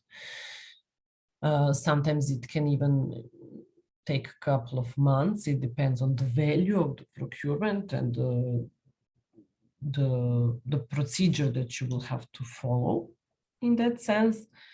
So don't calculate that you will start working with the actual project activities immediately the second day after you sign the grant contract. Certainly you will need some time, like an inception phase, you know, to establish cooperation, especially if you have partners or affiliated entities. And then you will need to organize and to start planning or adjust your planning. If, you know, as I already said, you will have to prepare more detailed indicative timetable of your activities in the full application. You can see in the template how it looks. But nevertheless, when you start implementing, certain period of time will elapse, and then you will need to probably see if this time frame is still valid or not. And anyhow, something can always go wrong during the implementation. Maybe you will not envisage immediately all the steps that are needed. So maybe it would be better to add a couple of months, a bit longer duration than initially or exactly envisaged at this stage. Okay. We have went through the second session for today. We can see if there are any questions, and then probably we will have another short break, and then we will continue with the third session, which is connected to the budgeting, which is very, very important, especially in the later stage of the grant contract implementation. Okay. We haven't received any questions on the chat. I mean, in the meantime, if anyone has any questions, please send them. I would propose then that we make a 15-minute break now, until we move on to the next session. Okay, that's good. Okay, idea. thanks. Thank you. So at 1:10, we will continue. Let us continue with the budgeting. In the meantime, we haven't received any questions, but if you have some questions, please just write them down. Okay. There are some general remarks at first. So I already said a couple of times that now in the concept note stage, you should not submit the full budget. So you will have to submit it in the second stage together with the full application. But you need to have an indication of how much does your project cost, that is for sure. You should repeat the design of the action, which you present in the concept note in the full application phase without some major changes. So better to have a much clearer picture even now. So it is better to have an indicative estimate of the costs. And what certainly you should not, it's to overpromise. Try to be realistic as possible, because not to overpromise and not be able to fulfill it later on, because what you will promise, it will become a part of your grant contract. So in the second step, you will submit the full application where you will have a description of the action, and this description of the action becomes Annex 1 to your future grant contract, and on the other, in other words, it becomes your contractual obligation. So try to propose a realistic budget, cost-effective budget, which is related and connected to the implementation of planned activities. You should not have intention to gain profit, because profit as such is not allowed under any EU funding. So take that into account, use and propose the budget, and in the sense that you're using EU money not to gain advantage of it, but as you're using your own money, and you are allowed to cover really a lot of, and a wide variety of expenditures under the project. There is only a list of ineligible costs, but it's not very long. All the other expenditures you could envisage in the project budget, but you need to connect them with the activities. They need to be justifiable, connected with your design of the action. They need to be realistic and cost-effective.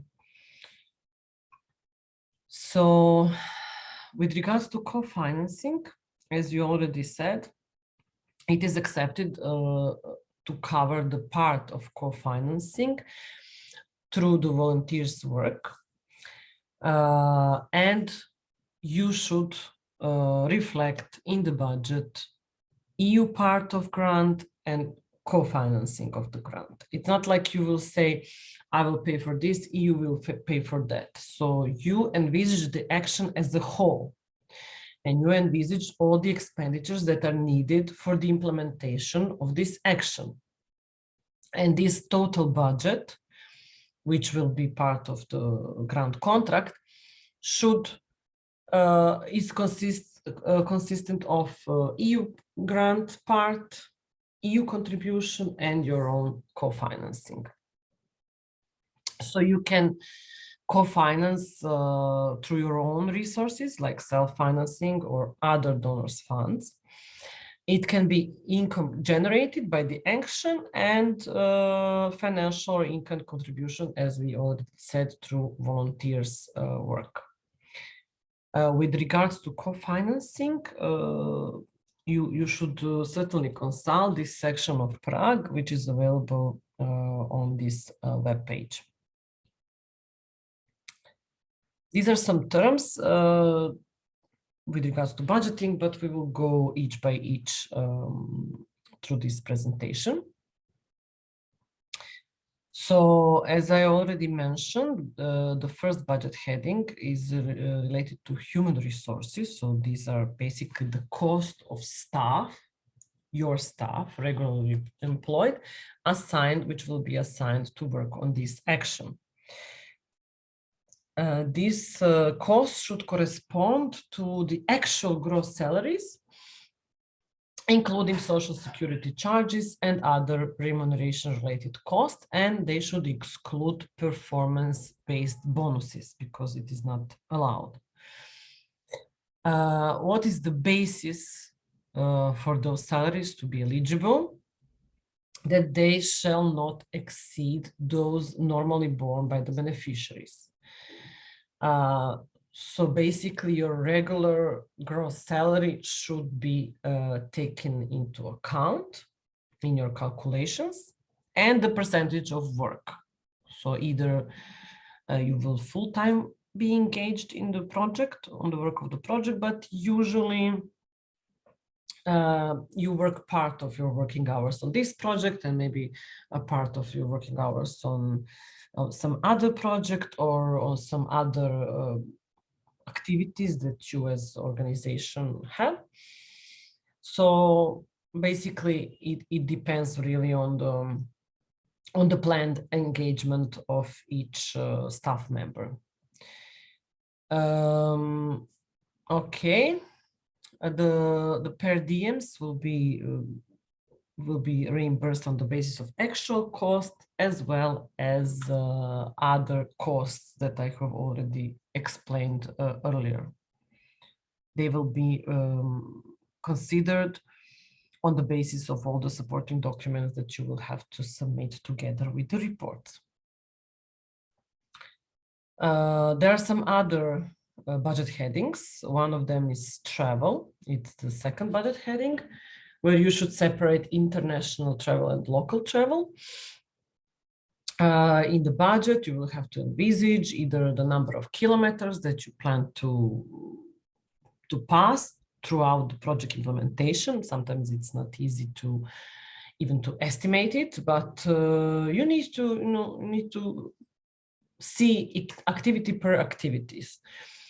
So basically, if there will be a need for international travel to buy an airplane ticket, you basically have to explore and do the market research of the prices of such expenditures. So if you will participate in some action or some other activities that should take place outside the Cyprus, which can be also a small scope, could present small scope of your action, you will need to envisage such expenditures in order for them to be eligible later on. For the local travel, you can either use your own car or the company car or organization car. And then the best would be to try to calculate the number of kilometers, or if you will use, if you will have to transport some participants on the seminar, and then you can even envisage to rent a van, to rent a bus, depending on the number of persons, and you will have to justify it. You will see in the sheet 2 of the budget, of the Excel template of the budget, you have justification where you need to connect all the expenditures that you envisage in the budget with the activities and to explicitly explain who will travel, how many persons will travel, where they will travel, is it a round trip, will they use their own car, the official car of your organization, or do they use a bus, or you will rent something. It should be very, very detailed planned throughout the whole implementation. If you will have some partners and you will have to travel on some regular monthly meetings, you should also calculate all that. If not, it will probably not be, there will not be any possibilities to introduce it later on. So try to envisage as many costs as possible. Then we have this budget heading 3, which is equipment, related to purchase of equipment and supplies, which are specifically dedicated to the purposes of the action. At certain point, you will have to transfer the ownership at the end of the action to the final beneficiaries, or in some exceptional cases, you could retain the ownership of such equipment or supplies if you're the one who is responsible and who should be responsible for maintenance and for using in order to assure the sustainability of the project. Then there is the budget heading 4 related to the local office rent. So these are the rental costs related to the project office. If you have such office, if you plan to rent an office, it should be duly justified and described in the description of the action. If you're already renting an office and you would like to cover expenditures from related to the rent of that office, you should also take into account that not the whole rent could be eligible, because if you're working on some other activities of your organization, or if you're working on some other projects, then only a part kind of equivalent to the usage of the your office can be envisaged to be covered from the grant budget. Only the part which is dedicated to the work on this particular project. Then we have also related the cost of consumables, which are usually related to the cost of project office, and it can consist of some office supplies, papers, or something similar, which is also relevant for the implementation of your action.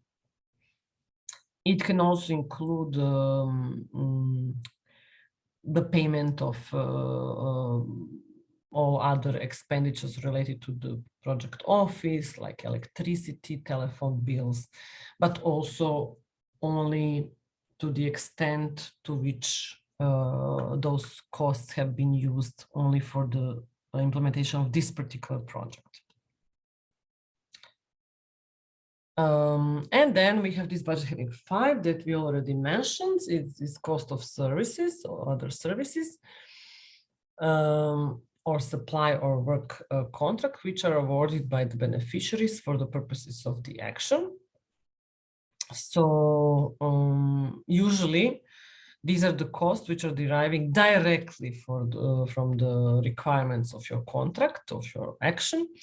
Usually it is dissemination of information, evaluation specific to the action, audits, so like audit or expenditure verification is obligatory for the contracts in which you ask from the EU contribution more than 100,000 euros. In that sense, you will have to envisage such cost, and it is eligible to envisage such cost in the budget. For the evaluation specific to the action, you can also envisage the cost of the evaluation of your project at the very end to, to evaluate if your project has achieved the results, the planned results and outputs. It is not obligatory, but it can be envisaged. Then maybe a cost of some translation that you will have, or reproduction, insurance also, and including also financial service cost. So these are some specific costs of transfer and financial guarantees. Okay, and then under also this budget heading 5, you have the communication and visibility activities that should be properly planned and budgeted. So usually there are some visibility activities you need to respect the visibility guidelines, and you need to envisage some visibility activities to present and to promote the co-financing from the side of the European Union, where you will respect all these provisions from these guidelines, and dissemination of such materials. So these are all envisaged under budget heading 5. And then after that, you have a budget line which is connected with indirect costs. These indirect costs are basically not directly connected with the implementation of the activities. They are indirectly connected with the implementation of the activities, and they cannot be, they are not eligible if they are already budgeted under another budget heading. So basically, if you are not asking for the office rent and some connected expenditures such as costs of consumables, then you will cover such expenditures from this indirect costs. So you cannot pay from both budget heading 4 if you have envisaged there, and then from this indirect cost, which can be, indirect cost can be up to 7% of the estimated total eligible direct cost. So this is basically the total budget of your action when you establish the total budget of the action. you can propose this indirect cost up to 7%. What I would advise you to reduce this percentage if you are already asking from the EU budget to cover under budget heading 4 the office rent, office supplies, electricity, and everything that goes within. So better to reduce this percentage. Anyhow, you will probably be asked by the contracting authority to justify this percentage. How have you calculated this percentage that you are proposing in the grant contract before the grant contract signature? Okay, so these costs are incurred by the beneficiaries in connection with the eligible direct cost of the action. And they cannot be ineligible costs. So you cannot envisage ineligible costs which are declared as such in the guidelines for applicants. About some important issues, so you will have to write the reports in English because the language of the call for proposal is in English. Even the supporting documents, not all of them, but at least the most important documents and or the relevant parts of such documents should be translated in English. So take that into account. All the external experts that you plan to procure, you should envisage them under budget heading 5 for the external services providers. So these are not your staff, the partner staff or staff of your partner, associates, or affiliated entities.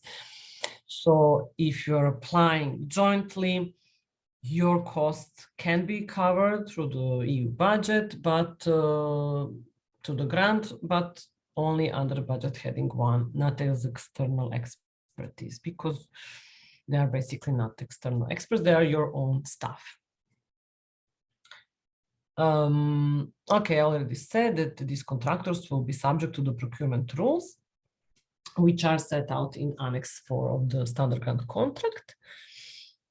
There is also a possibility to envisage contingency costs up to 5% of the total budget for the action, but they should also be justified, and they're usually used only in the case of some in force majeure cases. And anyhow, this contingency cost can be used only if you ask pre-approval from the side of the contracting authority and they give you such approval. This is just to clarify these terms. Okay, for ineligible costs, we have this provisions for losses or potential future liabilities. We have costs which are already financed by another action or work program, purchases of land, buildings or offices, currency exchange losses, interest, salary cost of the personnel of local bodies, costs which are incurred prior to the signature of the contract, and as we already explained earlier, rent of land, buildings and offices, and works, infrastructures, and renovation refurbishment of buildings where property rights of natural and legal persons have not been respected in line with this European Commission Council regulation. So please take a look at this ineligible cost, and in order not to suggest such costs. Okay, just once more to repeat that under Law 3, the minimum amount of EU grant, EU contribution that you should ask is 50,000 euros. So you cannot ask less. And certainly you could not ask more than 200,000 euros. You can ask any amount in between, including 50,000 and 200,000. So this is not a total budget, but EU contribution part. You have an obligation of co-financing, which is minimum 5% of your total project budget. And you will only present an estimate of the budget, and it is good that you have a possibility to, let's say, to differentiate a bit from the initial proposal that you will have in your concept note, and it is up to 20%. So the contribution at full application stage may not vary from the initial one, or its concept note estimate, by more than 20%. And the lead applicants are free to adopt the percentage of co-financing. So you can also change this from the concept note stage to full application stage, but you need to take into account the minimum and maximum amount of co-financing from the side of the European Union, which is from 60% to 95%. Just to explain on one example, what is this 20% of change? So, for example, in the concept note stage, you envisage that the total eligible costs are 77,000 euros. You ask from the EU contribution to cover 60,000 of that amount. That means that other contribution, your own resources, or from other contributions or from volunteer work, you will secure 17,000 euros, which is basically 22% of your co-financing. And you are fine, you are within these thresholds, which are identified for each of the lots. And, but when you will make some more detailed calculations, even though it is suggested to do now as detailed as possible, so to know which amount to propose, but nevertheless, some time will elapse, maybe even half year, and you will certainly, if you will be invited on the full application phase, you will certainly adjust your budget. You will make another estimation, and you will, for example, reduce the total eligible cost, the cost of your project, to 70,000 in comparison to the concept note phase, which is less than 20%, so it's fine. And you still ask for the EU contribution to stay as the same, to remain the same, 60,000, which means that your co-financing has reduced to 10,000 euros, which is still fine because you will co-finance the action by 14.5%. But on the other hand, if you during the preparation of the detailed budget envisage that you need even more money than initially planned, so 80,000, which is still okay because it's in comparison to 77,000, it's less than 20%, that is obvious, but you increase the EU contribution part, for example, to 77,000, and you decide and propose to co-finance only with 3,000 euros. This would mean that your application in the full application phase would be considered as non-eligible because it doesn't meet the eligibility criteria of co-financing the action of minimum 5%. So even when you will change these calculations, take into account all these thresholds that are stipulated as eligibility criteria. So you need to respect them now in the concept note phase, but you will have to respect them even later on in the full application phase. Take that into consideration. Okay. After this budget, we have prepared a short quiz, but maybe first to take a look if there are any questions.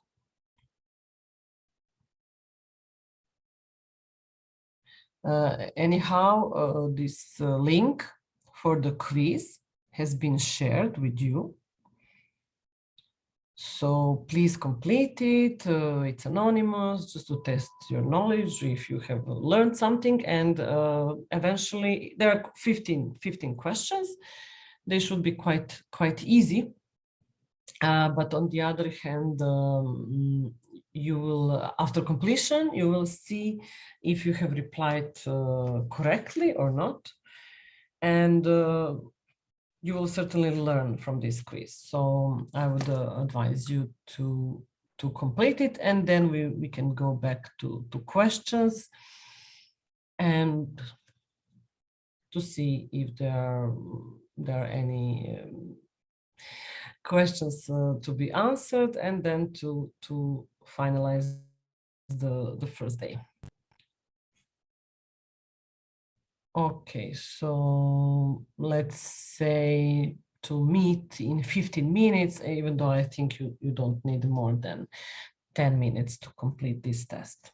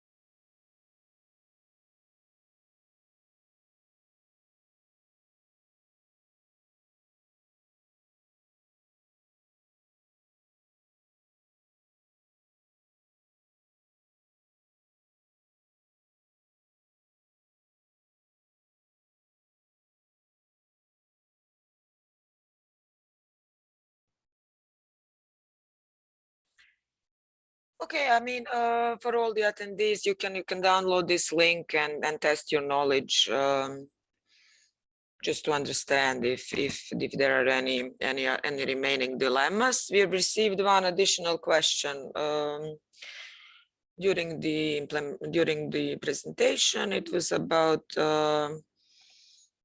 some trees. Is it possible to donate trees to be planted, and are the costs of them eligible? In terms of donations, just to understand that under this call, in-kind contribution is allowed only to be a part of your co-financing and can be regarded as co-financing only when it comes to the costs of volunteers. Nothing else. So in that sense, it's of course possible that you're planning some donation and that you receive that donation and that this is then used later on as a part of the activity, but that particular donation is not going to be regarded as your financial contribution to the project. only the volunteer costs will be regarded as the financial contribution of the project when it comes to this in-kind contributions. But nevertheless, I mean, also to clarify, if you're planning to purchase some trees that will be planted as an activity within the action, this can be considered as eligible cost. So not to confuse you, it's possible to plan such a cost and procure and, you know, like pay for these trees or seedlings or anything similar. But if your idea is to have a donation, that's also possible, but that cost, the valorization of that donation is not going to be a part, will not be considered as co-financing to your action. Do you maybe have any other questions?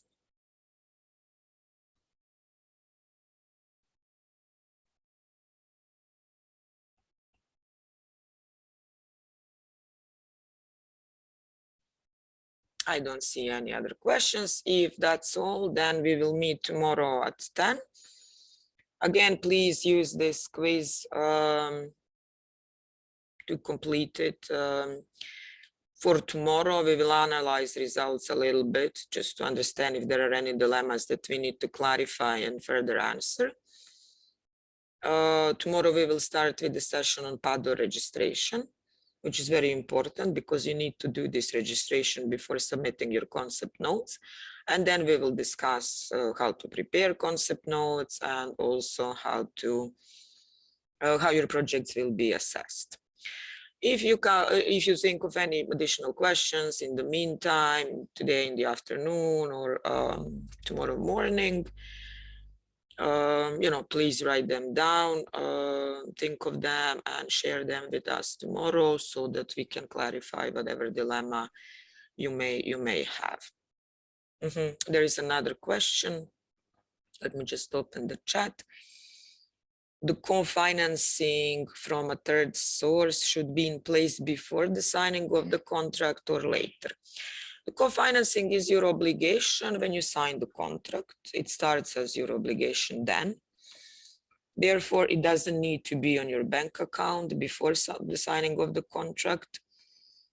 There's no particular date given. The co-financing needs to be implemented, realized, incurred, paid during the implementation of the project. It becomes your contractual obligation, and you're free to find a source. It may be some other donor, it may be a business entity, it may be your own financial means, you know, like your own contribution, your own financial contribution. The only rule that's important for you to know is that it shouldn't be originating, this co-financing shouldn't be originating from EU funds. In other words, if you currently have an EU-funded project, you cannot use the funds from that EU-funded project to co-finance another EU-funded project. That's important. Other than that, there are no particular rules. And whereas it's always important that you explain in your concept note and in your full application form, how do you see this co-financing being, you know, like happening in reality? You can always change the source of funding there. I mean, if originally perhaps you thought that you will be contributing with your own money, but you find another donor during the implementation of the project, it's possible also to change the source of funding for this co-financing. Your co-financing is minimum 5% in this call, but half of it can originate from volunteering. That's also something important to know. If you're using volunteers and if you're, you know, resorting to volunteers in the implementation of your mission, on general terms, half of the co-financing may originate then from these volunteering costs, which is very good because then, I mean, your financial obligation to co-finance the project is less than this 5%. Any other questions? Is it possible to recruit a project manager on part-time basis if he or she is not a staff? It is possible to recruit such a project manager on part-time basis or full-time basis. Project managers can originate from your organizations. They can originate from the community externally. You just need to follow whatever regulations are applicable to the recruitment process, and it has to be objective and transparent.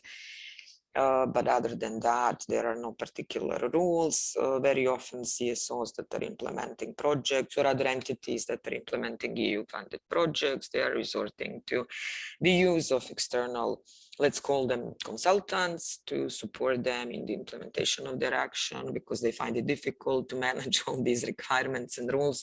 Some of them we discussed today. So yes, this is possible.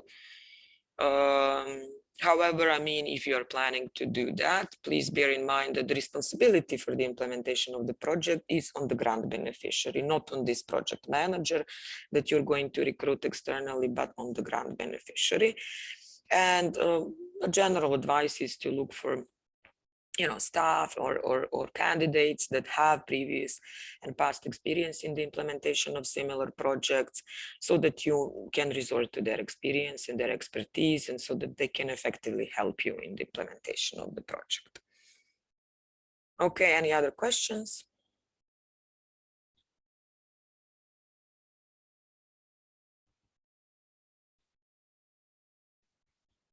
Last call for questions.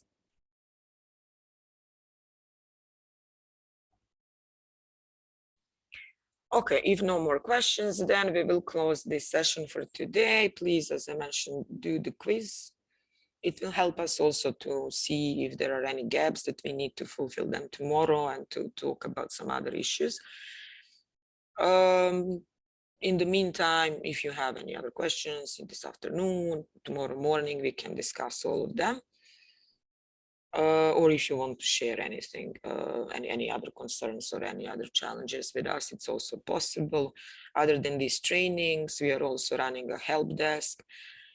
So, I mean, if you have any questions that you want to discuss in private, one-on-one, please also write to us, and we will see how we can best help you. Other than that, thank you very much for your attention today, and then see you tomorrow at 10 for the day 2 of this training. Have a good afternoon. Thank you, Alexandra. I have just shared the help desk email, even though it's on the last page of our presentation, but anyhow, to have it already if you want to contact us as soon as possible. Thank you all for your attention, and hope to continue tomorrow with all of you. Thank you. Have a nice afternoon.